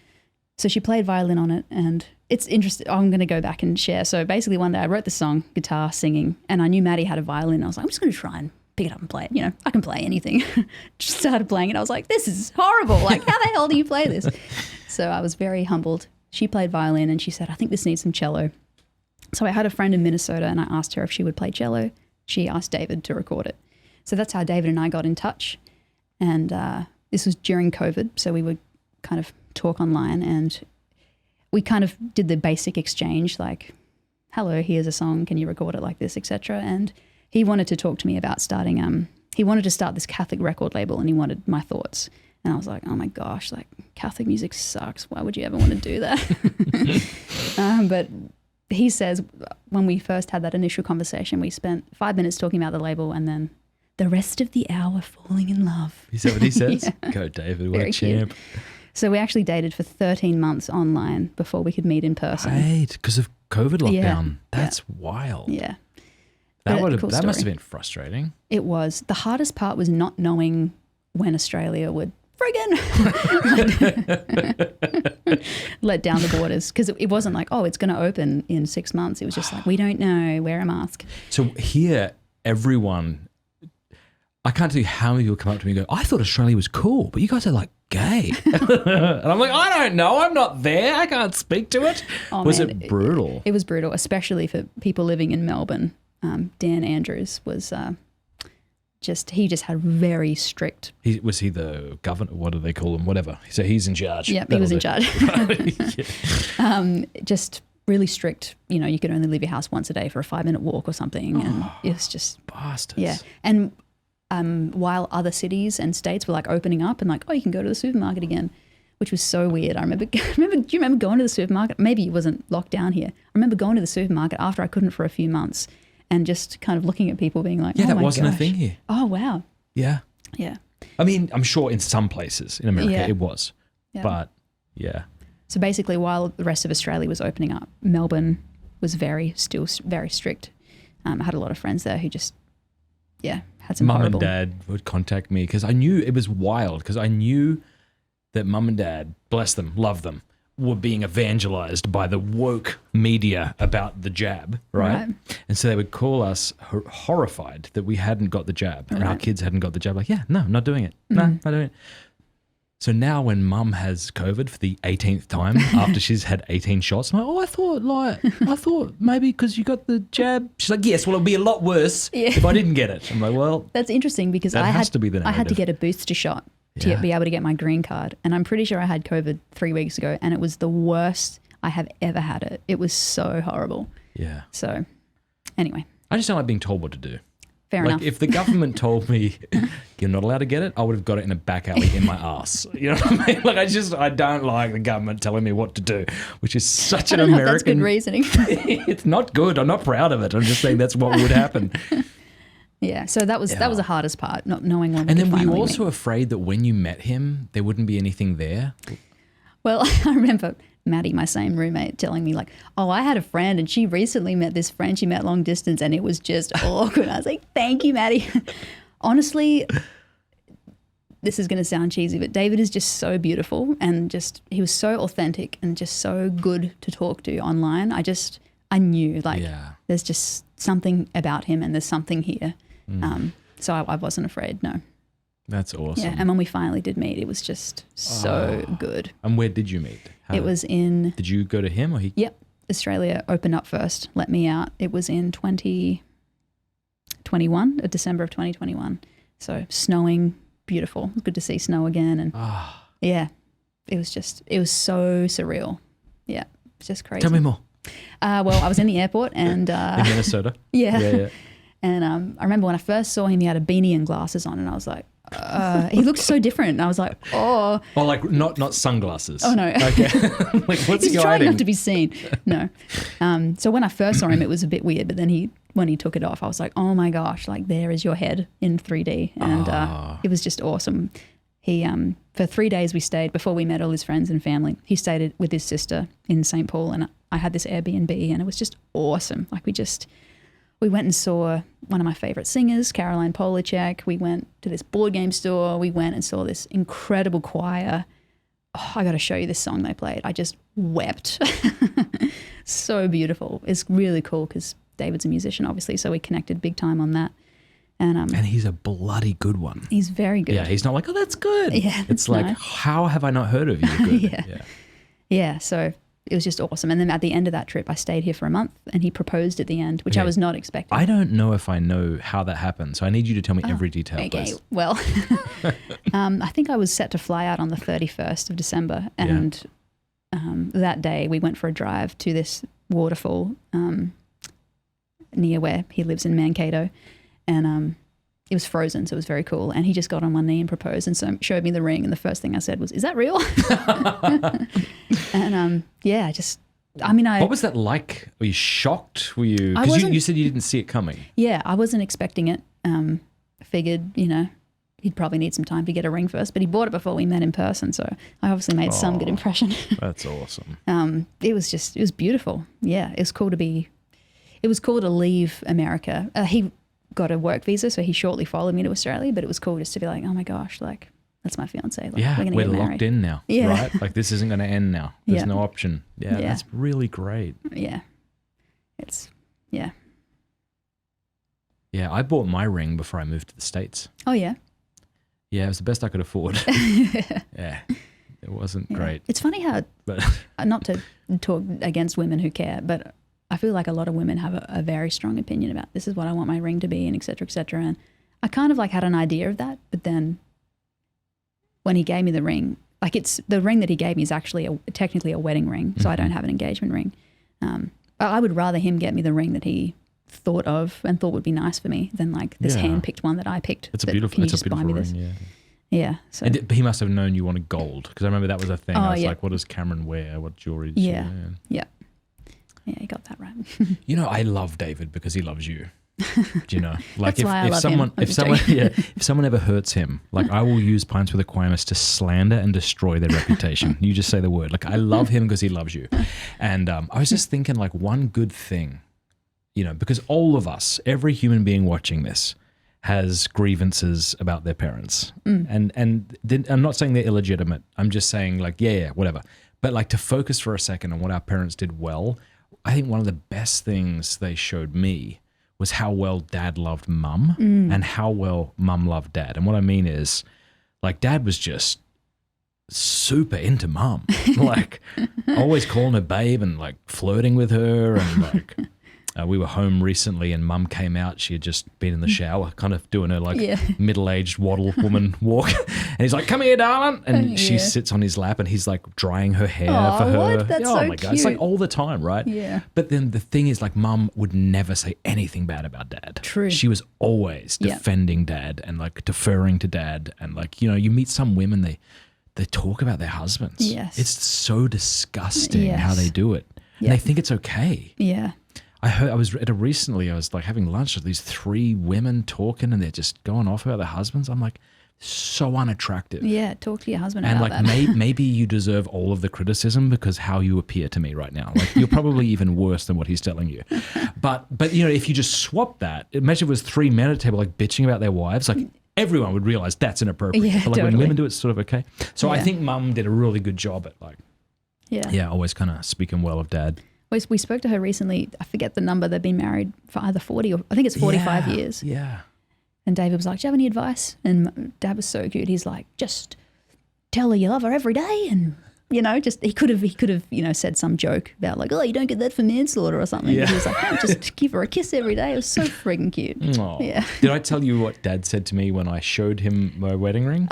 What did he say? Maybe. Well, I showed him the engagement ring. I think I wanted to show him the engagement ring. So I told Dad I was going to propose to Cameron before I told Mum, kind of to honor him. Like I thought he'd be honored by that, and I kind of wanted to know what he'd think. So we went for a walk, and I showed him the ring. And the first thing he says, bloody hell, it's small. Dad! You always get the truth with Dad. You always get the truth with Dad, don't you? If Mum praises you, you're like, yeah, maybe. You show Dad something, he'll tell you, I don't like that. If he says it's good, it's good. Anyway, so it was really cool. He kind of gave me advice, and the advice was really good, but it was like cloaked in like Aussie dad lingo that made it sound non-profound. Well, mate, you get these bloody guys, they jump in and out of bed with every bloody Sheila, so you just stay true to her, right? Something like that. Awesome. Like, so what he just said was, it's important to have fidelity in your marriage and not fornicate. Like he could have said, but hey, jumping in and out of bed, bloody every Sheila. Oh, that's awesome. Yeah. Yeah, it's beautiful that Mum and Dad are still married. You see people, divorce is so common, especially so in good old Port Paris. But yeah, it's such a blessing. Yeah. What was it like going back to Piri last time? It was great. Yeah. I don't know anyone Piri. there anymore. Yeah. Is that you too? I ran into a few people who I once upon a time knew. And have like maybe one friend that I see. But I love it. It is really nostalgic, but it's always home, and hanging out with Tom, like he's That's just our the brother. best. Yeah. FYI. Yeah. Tom is the best. There is a third Fradd. Yeah. Yeah. Yeah, it's great. And David loves it too, which is awesome. He just goes out during the day and, well, before we had Cordelia anyway, he would go out and just find lizards and like, a lot of these things can kill you, David. It's not. Totally. But yeah, and he's really good. He's really adamant that he wants Cordelia to know where she's, her homeland of Australia. And he's like, let's go back, once a year or once every 2 years, and let's go for a long time. That's nice. Yeah. So. Yeah, I look forward to doing that as well. I want to go back again with all the kids. It gets bloody expensive, but yes, I bet. Yeah. I actually had a really healing time going back to Australia.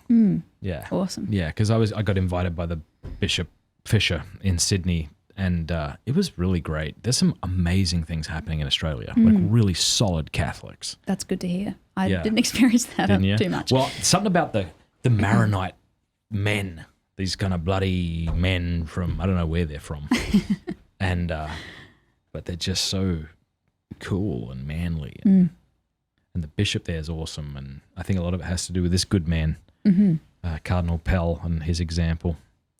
Yeah, cool. I don't know much about Pell, and I don't know much about Bishop Fisher. I've heard great things, but yeah. Yeah, so, I mean, Pell, I met him once in an aeroplane. I think it was World Youth Day Canada. I was on my way home with Bishop Hurley. It was funny. I remember speaking of World Youth Day and the Bishop and Australian sayings and things Americans wouldn't understand. I remember we were going on a big hike, like in World Youth Day, because you're going to where the Mass is celebrated, and someone was complaining about he didn't go to the bathroom.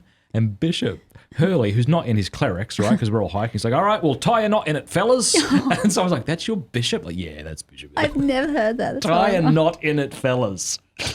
And I don't want people to get the wrong impression. He's a holy man. Yeah. His homilies are so profound and beautiful. He loves Jesus Christ. He's a good priest, but tie a knot in it, fellas.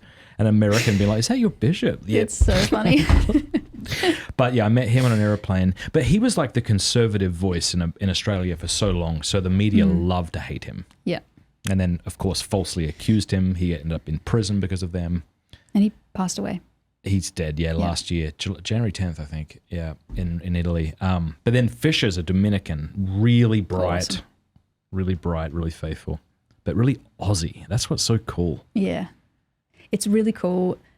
I experienced this to a small degree meeting the Sisters of the Immaculata last week after you don't hear an Australian accent or, engage with any Australians, and then you meet a bunch of them. It's like, oh my gosh, like you really see it for what it is. Just do you think beautiful. Americans feel? I'm sure Americans feel that way.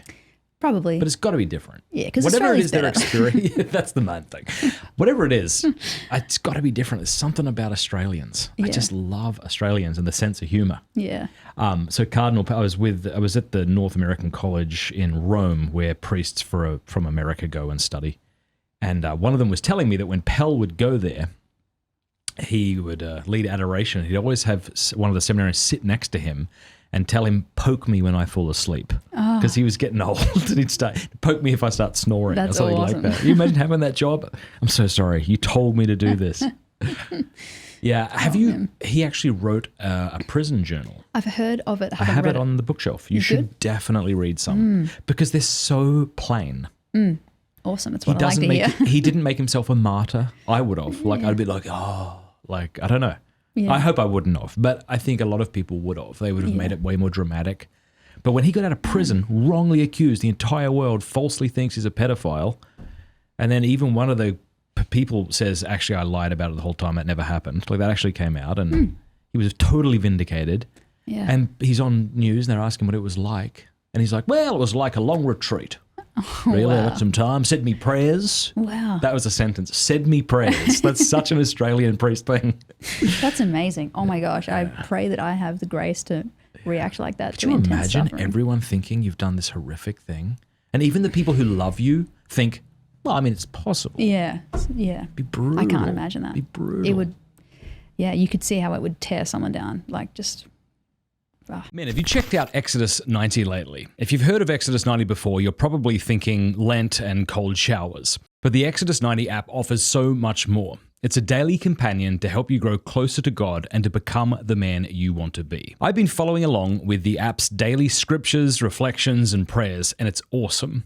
On the app, you'll learn more about St. Michael's Lent, which starts August 15th and leads up to the feast of St. Michael the Archangel on September 29th. St. Francis received the stigmata during St. Michael's Lent in 1224, and he observed this sacred time out of his profound devotion for St. Michael. Join the men of Exodus 90 and Father Carlos Martins, a renowned exorcist and host of the Exorcist Files, who will serve as a spiritual guide for St. Michael's Lent this year on the Exodus 90 app. We will awaken to the invisible realities and enter into the spiritual battle that rages around us all the time.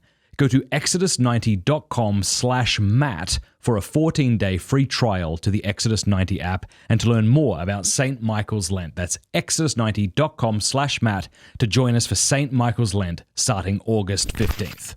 So what is the trajectory for you and your husband David and music projects and labels? Do you have plans for that? Or Yeah, so we have a record label. It's called Enemy Love Records. Love the name. Thank you. It was inspired by a homily Archbishop Mark in Brisbane. It's funny, when we were trying to come up with names for our label, just in regular conversation, someone would say something, like the Black Chair, and I'd be like, Black Chair Records. We just keep trying Constantly, to say things. Yeah. And Flat White Records. Exactly. No. And Bishop Mark was giving a homily on that, the gospel of loving your enemies. And he said the phrase enemy love. And I went to David and I said, Enemy Love Records. And that was it.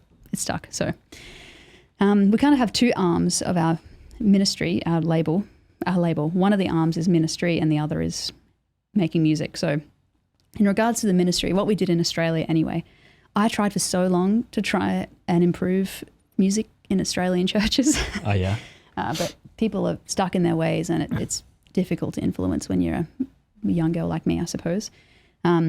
So we took it at a different angle. Instead of trying to show people like, this is how you play piano without it sounding bad, we just said, let's just not even touch instruments. Let's just do a spiritual retreat for musicians. So it was beautiful. We went to a lot of places, Darwin, Cairns, Adelaide, went to New Zealand, Christchurch, Auckland, Hamilton. And we ran retreats for, all these oldies in the churches playing music, and we just evangelized them. And it was really cool. A lot of them said, I've been doing this for 30 years and the best I've got is like thanks from, the priest maybe. So it was really cool, really powerful. David's a very gifted presenter. I have my one talk on the Eucharist that I love to give. And so yeah, that was our kind of our ministry arm. And then our other arm was just, we want to, even though I just totally bagged out Catholic music as being bad. That was my experience of it anyway, but David convinced me otherwise. I think what it was is when I hear Catholic music, I just hear people trying to sound like Protestants, you know, just like praise and worship. It's like Protestants do that better. Just let them. But I guess what bothers me about that is I'm so, as I've shared previously, I'm just so about being individual and being unique and being real. And yeah, basically we want to find good Catholic music that doesn't just sound like a cookie cutter thing. Yeah. And yeah, we wanted to just show off, like showcase that. So didn't you have a Spotify playlist or something? What's it called? Well, if you just search Enemy Love Records as a profile, we have a playlist called Catholics Unearthed, where you'll find a lot of hand-picked Catholic artists who are kind of more indie and not necessarily even saying the word Jesus at all, you know, could just be people writing a song about an experience they had that, even though it's not explicitly about God, it is Catholic in the sense that it's, you know, true and good. So yeah, we have some great artists on there. And yeah, we've met a lot of really cool people. Actually, the guy who just produced this song that comes out today, Christopher St. Clair, he's an incredible producer. We met him through that, and his fiancée, Margaret Knapp, is a great musician. Sorry, getting sidelined. Yeah, so there was a few artists on our label. Right now we've kind of reduced, but yeah, there was a girl from New Zealand, Valère, who was on our label. She's got a beautiful voice. She's awesome. Like R&B, like really actually gifted, like writes good songs. So we did a tour with her around Australia and around New Zealand. And what does a label do? A label kind of does a lot of the, should do a lot of the admin, so you don't have to. So it helps promote your music everywhere, and it depends. There's a graph that's helpful where it's like a manager and a publicist and a record label and what they all do. But a label usually it's something you're locked into. You have a contract with them, so you might say, I'm going to write 3 albums in 3 years, put them out through this label, and they would get a cut of some of that. Yeah, so is it sort of like a publisher? Like when I've written books before, sometimes you have to agree to give them right of first refusal on your next, and then they produce it, but they pay for it up front, but then you get a cut, or yes, it can be like that, but there's different ways you can do it depending on the contract, depending on the artist. So yeah, so David and I are on the label. We have Valère from New Zealand. Interior Castle, my England band, is on there. And so are you still on there even though the band's ended? Yeah, well, we put out a song last year. We don't have any plans to do anything in the near future, but we put out a single last year for fun. So yeah, we just want to find good music. So if there's people watching who are musicians who want to get in touch with you, do you guys have a website or an email? Yeah, we have a website, enemyloverecords.com. enemyloverecords@gmail.com is the email if you want to send music. But David's a producer. Like, I'm a producer as well, but David's way better. So that was a really cool thing we did with an artist, Amber Highland in Brisbane. She's got this incredible voice, and she came to us. You know, she's more of a singer. She showed us her song with a guitar, and we were just able to take that. And we had our friend Miles do the drums, and David did the bass. I did the guitar, and we just kind of evolved this song. And that's a lot of fun that we have doing with that. But yeah, we have dreams to do some Catholic music festivals and just change the how people see Catholic music. Have you heard Mark Barnes and his band? Dear Other, yeah, they're great. They're on our playlist. Oh, they're unbelievable. They are good. Yeah. Yeah. He played at my 40th. That's cool. Yeah, I don't know if it was their band, but it was like them and some brass instruments. Right. I'm not sure. It was more jazzy. Interior Castle did a show with them in Steubenville 10 years ago. Yeah. Yeah, that was cool. So they're a great example of a good Catholic band. But yeah, we love music. We're a very music-oriented family. David just wrote a funk album, so I've been learning a lot of bass for that. It's so much fun. I'm very biased, but I think it's an incredible album. What's it like writing with your husband? Well, is that we didn't write it together. He wrote all of it. That's why it's awesome. He wrote everything, and I'm just learning what he wrote. But have you written songs together or no? A little bit, yeah. Actually, the song Firing Range that comes out today, he helped with some of that, which was really helpful because when I get stuck, he's like, try this weird chord, and yeah, it's awesome. Yeah. Yeah. It's good when it's kind of like, okay, this is my song. And you can just give suggestions. And if I say no, it's not offensive because it's my song. Yeah. Yeah. Well, we have to talk about our horror stories before we wrap up. Unless there's more you wanted to say about that. No. Yeah. Right. So you and I have a podcast called Sibling Horror. Yeah. And it's funny, someone in the coffee shop today just said that they've read it. And I'm like, did I give it to you? Because that's the only way people buy our book is if I like hand it to them and ask them to please read it. Totally. So. Well, there's 3 people in this town who said, you write those stories with Matt. And I'm like, cool. People actually listen. I'm known for horror. Yeah. Instead of my brilliant music that I've been putting all this time and effort into. Can I please give a side quest of that?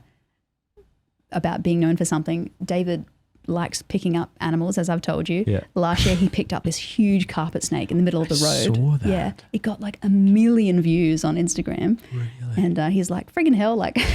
That's how I'm known. Like my art and music account, and what I'm known for is like picking up this snake. Yeah. Anyway. That's so funny. Horror. Yeah, so, okay. Make a quick defense of horror to those who are thinking you're satanic right now. I actually would love to hear yours because I don't think it's wrong to be entertained by horror, but I don't have a great worded argument as to why. I will say that I think I prefer the term like strange fiction than horror. Yeah. Because a lot of horror that is out there in the world is trash and you should not watch it. It's full of too much gore, too much sex. Yeah. But I think it's okay to be entertained by something that isn't necessarily good. And you see that in every genre, in action, in drama, there's always like an evil or an obstacle or something. Yeah.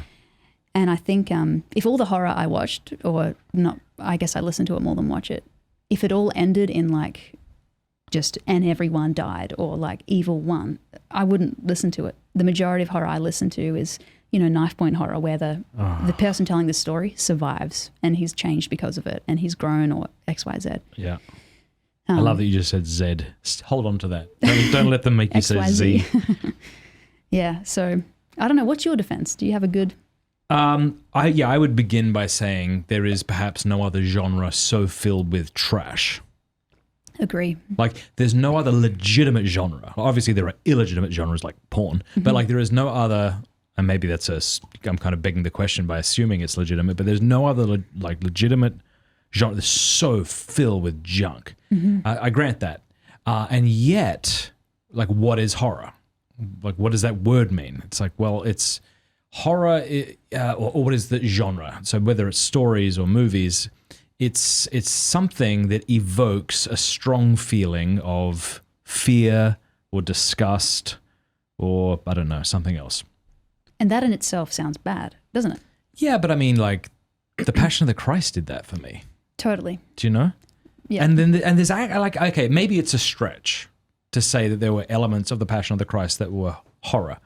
But I don't know, like that Satan carrying the baby. Oh, yeah. That was pretty scary. Yeah, right. But then I think, so I would say something like this. I don't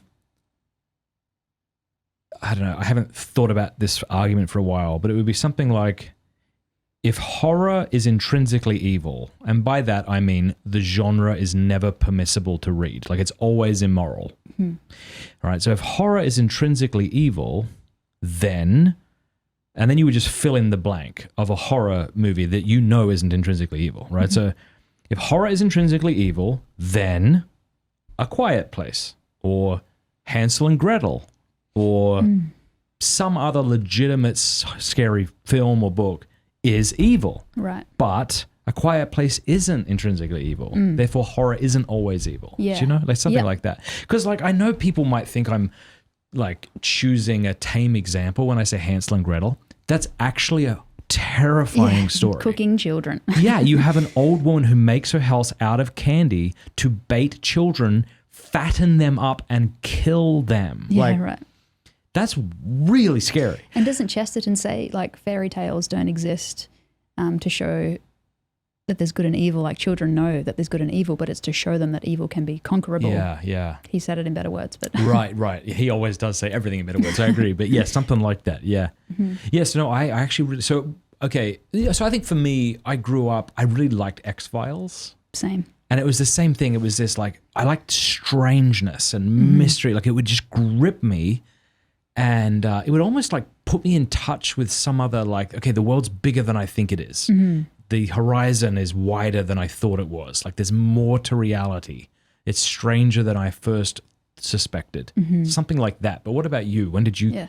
Because I also watched a ton of horror films as a teenager that I wish I hadn't watched. Agree. And that was kind of my experience growing up. Just I watched a lot of trashy horror. But I did really love the Goosebump books growing up. Yeah. I don't know. It's just something that it's probably nostalgic for me. It's kind of stuck with me. But obviously when I converted and became Christian, a lot of things changed. What I watched, the games I played, the music I listened to definitely changed. And it's very hard to find horror now that's digestible. It's hard to find almost any genre that's digestible, like espionage or like, I don't know, thriller or detective movies. Like they're all filled with I just sex assume and new crap. movies. Yeah. I don't have the time to sort through them. I know what you mean. So do you remember the first time I told you about Knife Point Horror? Yes, and it was the perfect timing because I was in the Atlanta airport about to fly home to Australia. So just download, and oh my gosh, so good. Yeah, so for those at home, Emma and I are big fans of Knife Point Horror, written by a fella who goes by the name of Soren Narnia. Mm-hmm. And big plug. Like if you like strange fiction, I mean, like anything, and it's so boring having to say this, but like anything, that doesn't mean we approve of every single thing that's in every single story. I don't think there's anything woke in there at all, though. Not woke. I mean, there's a cage. Yeah, he doesn't. What's really interesting about the guy, like I'm pretty sure he's not a Christian. But he doesn't. I would love to know more about him, but I'd also like not to. I like that there's this mystery. Yeah, but his stuff's really excellent. It's just really interesting, and it's well written, great stories, and that's what inspired us to write. Yeah, that's what I was going to get to. Yeah, so my mate John Henry Spann is the one who put me in touch with Knife Point Horror. I just loved it because it's these first-person recountings of horrific events that took place, and I just loved it. Do you have a favorite one? Yes, I would say my favorite horror story ever written is Fields by Soren Narnia. That's the one where... Don't give it away for people at home. But yes, feel free to say what it is. But they hang out in a place and it makes them crazy in the fields. He's the guy and the girl. Yes, it starts that. Yeah. Yes, exactly. Yeah. Yeah. It is so good. Yeah, that's awesome. But do you remember it's like this narrative where he's also reading these documents from 100 or 200 years ago about these settlers who moved into this area and what they experienced. Went crazy. Yeah. Oh my gosh. It talks about how their faces were put together wrong. Wow. Something about horror when you don't show, but you hint at. Like, he never says what he means by their faces were put together wrong. Yeah, you can just put that together in your own head. He just says that word and you got no idea what that could mean. Yeah, I love My favorite that. of his is Staircase. Love Staircase. So good. The premise of the story I take it back. That's maybe my favorite. It's so well written. I remember making my friends, Zach and Maddie, listen to that. The premise is this guy wakes up in the middle of the night and he hears a sound on his staircase. And that's it. He just can't stop thinking about it, Please go listen to this. I remember that line. He's like, everyone at work got the story that day. He's just telling people. And imagine you would if you were alone in a house and you heard a big creak on your staircase. You'd be thinking about it. You'd be telling people. And do you remember he said some people would dismissed it? Like, I wish they knew how it would feel. Yeah. Just once, just to hear that one. Because he's in this big house and he just hears a creak. Yeah. And he said his body tensed up. He felt the temperature in his body rise. And then he hears it again, I think. Yeah. I don't know. But yeah, people should definitely go listen to that story. But Fields is one of my favorite horror stories. And I would actually recommend, I let Avila, my daughter, listen to that. I let my kids listen to a lot of his stuff actually, because it's not what people tend to think of when they think of horror. All right. So when did we first go, hey, what if we did this? You wrote the first story about... I actually have them all here, and I thought it would be kind of cool, unless you were desperate to leave or go to the bathroom. Not at all. We should definitely go through them. Sure. But how did the idea come about that we thought, I think it was you. I think maybe you were like, I wrote this horror story. And you said, we should try it. And I remember you wrote the first one about the floating heads. Jonathan Doyle's latest blog post. It has a horrible name. It should be... Jonathan Doyle's last blog post. That's what that one's called. Yeah. And I remember reading it being like, this is awesome. And I remember thinking like, oh, maybe I could do this. I'm not as articulate as you, but I bullcrap. Oh, thanks. You're a way better writer than I am. Are you kidding me? I think I have good ideas, but you're good at actually making them into words. I don't know, but yeah. And what's funny though is that we reached out to Soren and he agreed to read a lot of them. Yeah. How good was that? Because there's nothing scary about this voice. I woke up in the middle of the night and... it's bloody terrifying. So he reads a lot of them, but then sometimes he couldn't, so I had to. And then we have a couple of women read different ones. Yeah. All right, so the first was with Jonathan Doyle's last blog post. And by the way, I don't... It's nice. Remember when you were a kid and you would do something because it brought you joy and it never occurred to you that you had to be good at that thing? Right. Yeah. It's like that wasn't the point. I Yes. was just enjoying it. Yep. And that's how I see writing these little stories. Like I Yes. don't think they're like great works of fiction Yeah. or something. I just think I enjoy doing this. It'd be cool we can go through them, but I'd love to hear, out of all the ones you wrote, what's your favorite? And other ones I wrote, which one's your favorite? And vice versa. Yeah, I have a lot of favorites of mine. One of them is I really like, I know most people don't like this, but the one I wrote called Walls about the dog, I really like that story. And is that the crazy man just recounting? Yeah. I had just read a Dostoevsky short story that was similar. It's just like crazy guy recounting what just took place. And so I thought that's a cool premise. So the whole story is about, and it was actually John Henry, my mate, who said to me, like, imagine if your dog looked at you one day and spoke to you and never spoke to you again. Yeah, right. What would that do to you? It would Totally. actually destroy your brain. Like reality would fall apart. Yeah, right. And so you would buy a lot more dogs and try and get it out of them. yeah, and that's part of the story, right? Where he's trying to coax it to talk in front of his wife, Veronica. Right. I remember I wrote that in like half an hour one night, like That's 2 in the sweet. morning. I just woke up. But the other story I like that I wrote, that I remember when I first suggested it to you, you didn't like the idea about it because it involved the demonic. Remember? Yes. But the reason I like this story is it's about a priest called Father John Sweeney, who was a lib priest who didn't believe in Satan. And then a woman in his parish is telling him that she's experiencing things going on in her house. Mm-hmm. He then has this encounter with something he can't explain, and he has to get this sweet old trad priest to help him. Yes. And they eventually, overcome the evil. Yeah. So it's like a hopeful story, and I hope it's the kind of story that gives glory to Catholicism. Yes, which a lot of horror doesn't do, which is why I just steer clear of it. But Yeah. I liked that as well. Yeah. Let me tell you before you tell me some of your favorite ones. I'll tell you some of my favorite ones of yours. Okay. First of all, this latest one you wrote called The Voodoo Cabinet was so freaking brilliant. I knew it was good because you reacted like that. I thought it was all right. Here, I want people to hear how it opens. Great idea. Bit of music. This is the part of the interview when no one's watching anymore. It's just like 3 weird people and you and me. So we can not feel any pressure to be interesting at this point. Sweet. People are like, okay, they're talking about their horror stories and now they're... Okay, listen to how this opens. Or how long does it take? News articles and lost interviews. I had memorized that long title. I love her voice. Yeah, she's great Why didn't you read it? because I've got an Australian accent. Yeah, well, so do I. Yeah, and I really like that actress. She's really good. Yeah. What I love about our stories is that they're first person recount. Yes. I love how simple they are. All right, what's some of your favorite ones? that My you favorite wrote? one of yours is The Man Outside My House. Oh my gosh, that's such a good And one. you act that, and I think Yeah. you do it so well. Thank you. And I remember hearing that and being like, this is very that was scary. a good one. Yeah. Yeah. What's some of your favorites of yours? I think the best one I wrote is Missing Cat, just because of the twist, that's and I won't share what it is. But yeah. Yep, I think that's a good one. You know what would be funny is if we like read some of our bad reviews. Oh yeah. Sibling horror. There we go. Come on, you mongrel. I'm just going to say this. You also wrote one about pumpkins that hasn't been released yet, and it's so good. You have to do it. Halloween this year. Yeah, I gonna call it out of really you. need to. All right. Someone said The Crawling Men. Oh, that's that one I wrote. Well, it's not called that, but a fine story in every way. That's nice. This person said, what a great story. Thank you. Thank you.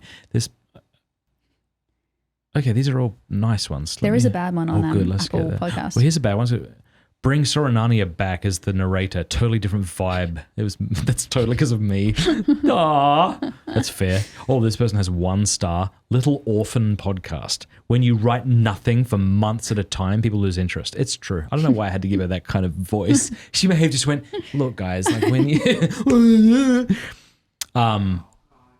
But that's true. Like, I think the last time we released a story was months ago. Yeah. Okay, this one. Truly horrible storytellers have absolutely no talent. I mean, we got some talent. It's not like it's none. It's like even if it's just little. A drop in the ocean. Absolutely no talent. I know everyone thinks they have creative talent, but it's clear that the people who made sibling horror don't know what they're doing. And that's fine if you like to listen to amateur hour stories. This show is completely the superlatives are too much. Completely without good qualities. You'd think that there's some silver lining, but there's not. Sibling horror is likely the most unoriginal, boring, and perhaps laughable podcast I've ever listened to. Dude, it's not compelling. This is long. And it's not interesting. It's not even worth laughing at. See, so they just said it's potentially laughable. So. Contradiction. That is such a great, and I love the title. Can we pin that? I wish we could. The title is embarrassing. 1 star. That's great. It's awesome. You'd never say that to someone's face, would you? Would you? If you were mad at them, maybe. I remember when you first came out with this logo. This is the first logo we did. Oh, yeah. And I was like, it's a bit scary for people, so maybe we shouldn't do that. And then I was like, we got to do it. Bring it back. It's so horrific. Yeah. Do you have any good ideas for horror? All right. I got a couple of ideas for a horror story, and I'll run them by you now. I've got 2 I can think of. Ooh, you go first. Well, one is a really old idea you had that I loved, and it's the idea of a guy who there's some kind of monster or something, and you can only see in your peripherals, and if you look at it, you die. But imagine living and you could just see something. Yes. Yeah. How would you know that you'd die? Obviously, there's other people maybe who have done that. But yeah, maybe someone in his family. Will you get damaged the closer you focus on it or something? Maybe someone in his family leaves him a letter explaining about it or something. I don't know. Yeah, I like that. Yeah. I think when I thought of that story, I thought about a dentist's office. Because you know when you're at a dentist's office, you've got to you're kind of looking straight ahead and your head is sort of... Yeah. And maybe there's... Okay, so that's good. All right. I'll go now. I like this idea of a guy or a girl who starts waking up every few weeks with a broken something. Whoa. Imagine waking up with a broken finger. You're like, how? And it's like seriously bruised and mutilated. And then like a week goes by, and it starts off small, right? So the person doesn't die too quickly. like maybe like their earlobe fell off or their toe broke. And they've got no idea. And it's starting to get worse, and other things come into the story to make it seem like there's something else happening. That's good. Like maybe the barista asks something, showing that maybe they have a clue as to what they're going through. I don't know if that's good, but John Henry had a story where I love this idea. One day you realize that your hometown does not exist. And no one's ever heard of it. John Henry should write. That's a great one. He's really good. And you go to your bookshelf to pull out the yearbook or something, and it's either not there or it has different information. That's so good. Isn't that good? That is really good. You should definitely write that story. All right. It would need a good ending. You need to think about that. That's good. Yeah. I had an idea. This is really simple. And I don't know if I was inspired by something I saw, but imagine you're in a house alone and a creepy man comes to the door and kind of says, there's someone in your house. You need to get out. But you don't want to get out because he's so creepy. So you shut the door and then you have to live that night in your house. Is there someone there? I don't know. That's really good. Yeah, and then maybe the point of the story can be playing on the tricks your mind plays throughout the night. Yeah. And then never knowing. Yeah. And then maybe you find out in the morning that this guy's been going around to everyone's house doing it. Yeah. And so there's this sense of relief that he's crazy, but then you realize there is somebody in every house in every town. Oh my gosh. Oh my gosh. That'd be cool. That's next level. I had this one idea of a guy who murders his family and stuffs their dead corpses in the walls. That's a bit much, don't you think? It's kind of cool. And then... I don't know if I'm into that. But you find that out at the end, but it begins with him like hearing voices, and it turns out like they're coming from the walls. So it's him. He hears voices. And he's hearing... So he's hearing voices in the walls, maybe scratching, stuff's going on, and he eventually finds out that they've... And would it be like he was in denial when he did it? Or maybe he starts smelling stuff, and he just bought the house. Is he in denial that he did it? And the point of the story is he's kind of confronted with his sin? Oh, that's good. I was thinking it's a new guy who moves into the house. The last guy killed his family, put him in the walls and left. Right. It'd be cool if that was the reveal at the end. It was me. He's the guy. Yeah. There's a great story by Stephen King. It's called Strawberry Fields. Okay. You would love it. Really? It's so good. Even Soren agrees, and he did a reading of it, and it's on his Patreon, and I will get it for you. Sweet. Is it a short story? It's a short story, and I won't give it away. No, I won't say anything else. Okay. Yeah, it's All right. actually I trust you. really quite good. I've tried to read Stephen King before and couldn't. I don't like him. He's kind of gross. Yeah, he's gross. He's sexual. Yes, he's sexual when he doesn't need to be. Yeah. That's it's what almost put me like he has issues. I'm like, yeah, I don't. Yeah. Yeah. Okay, so I had another idea for a story, but it's hard to come up with good ideas. It's funny how they come to you. It's kind of, it's hard when they've all been done before, but I think the best stories are really simple. Well, Stephen King said, having just criticized him, I love this point. He said there's a thin line between comedy and horror. Yes. Yep. Because every horror story you can think of, if you twist it slightly, it's funny. Yes. Like what we just said is kind of, I don't know if that's funny. I remember thinking that when we have a story called Lady Long, and you had an idea about a guy waking up in the middle of the night, looking out the window, and there's a girl sitting on the swing with like really long arms. And her arms are twisted around the chains, and her hands are all over the bars, and the backlight of the porch goes on. He sees her for like 2 seconds, and the light goes off and goes on again, and she's not there. Yeah. Oh my God. See, that is funny, but not. Kind of funny, but freaking terrifying. Yeah. Yeah. Yeah. And what's tough too is when you've written a story and you've, like this new story I'm dealing with. I've just changed the ending. I haven't told you about it. Oh, okay. Yeah. To make it less obvious. When you work on a story so long and it's just like, you hate it so much. Not romantic anymore. Just get me out of this experience. Yeah. But anyway. All right, Emma, thanks so much for being on the show. Yeah, thanks for having me. Any final thoughts or comments? Your song is going to come out the day this releases. Yes. So we're going to put a link to it in the top of the comment section, so people should go check it out. Yep. And they should check out Enemy Love Records, which is your label with David. You can follow me on Instagram as well, just Emma Fradd, one word. Yeah. Thanks for being on. Thank you.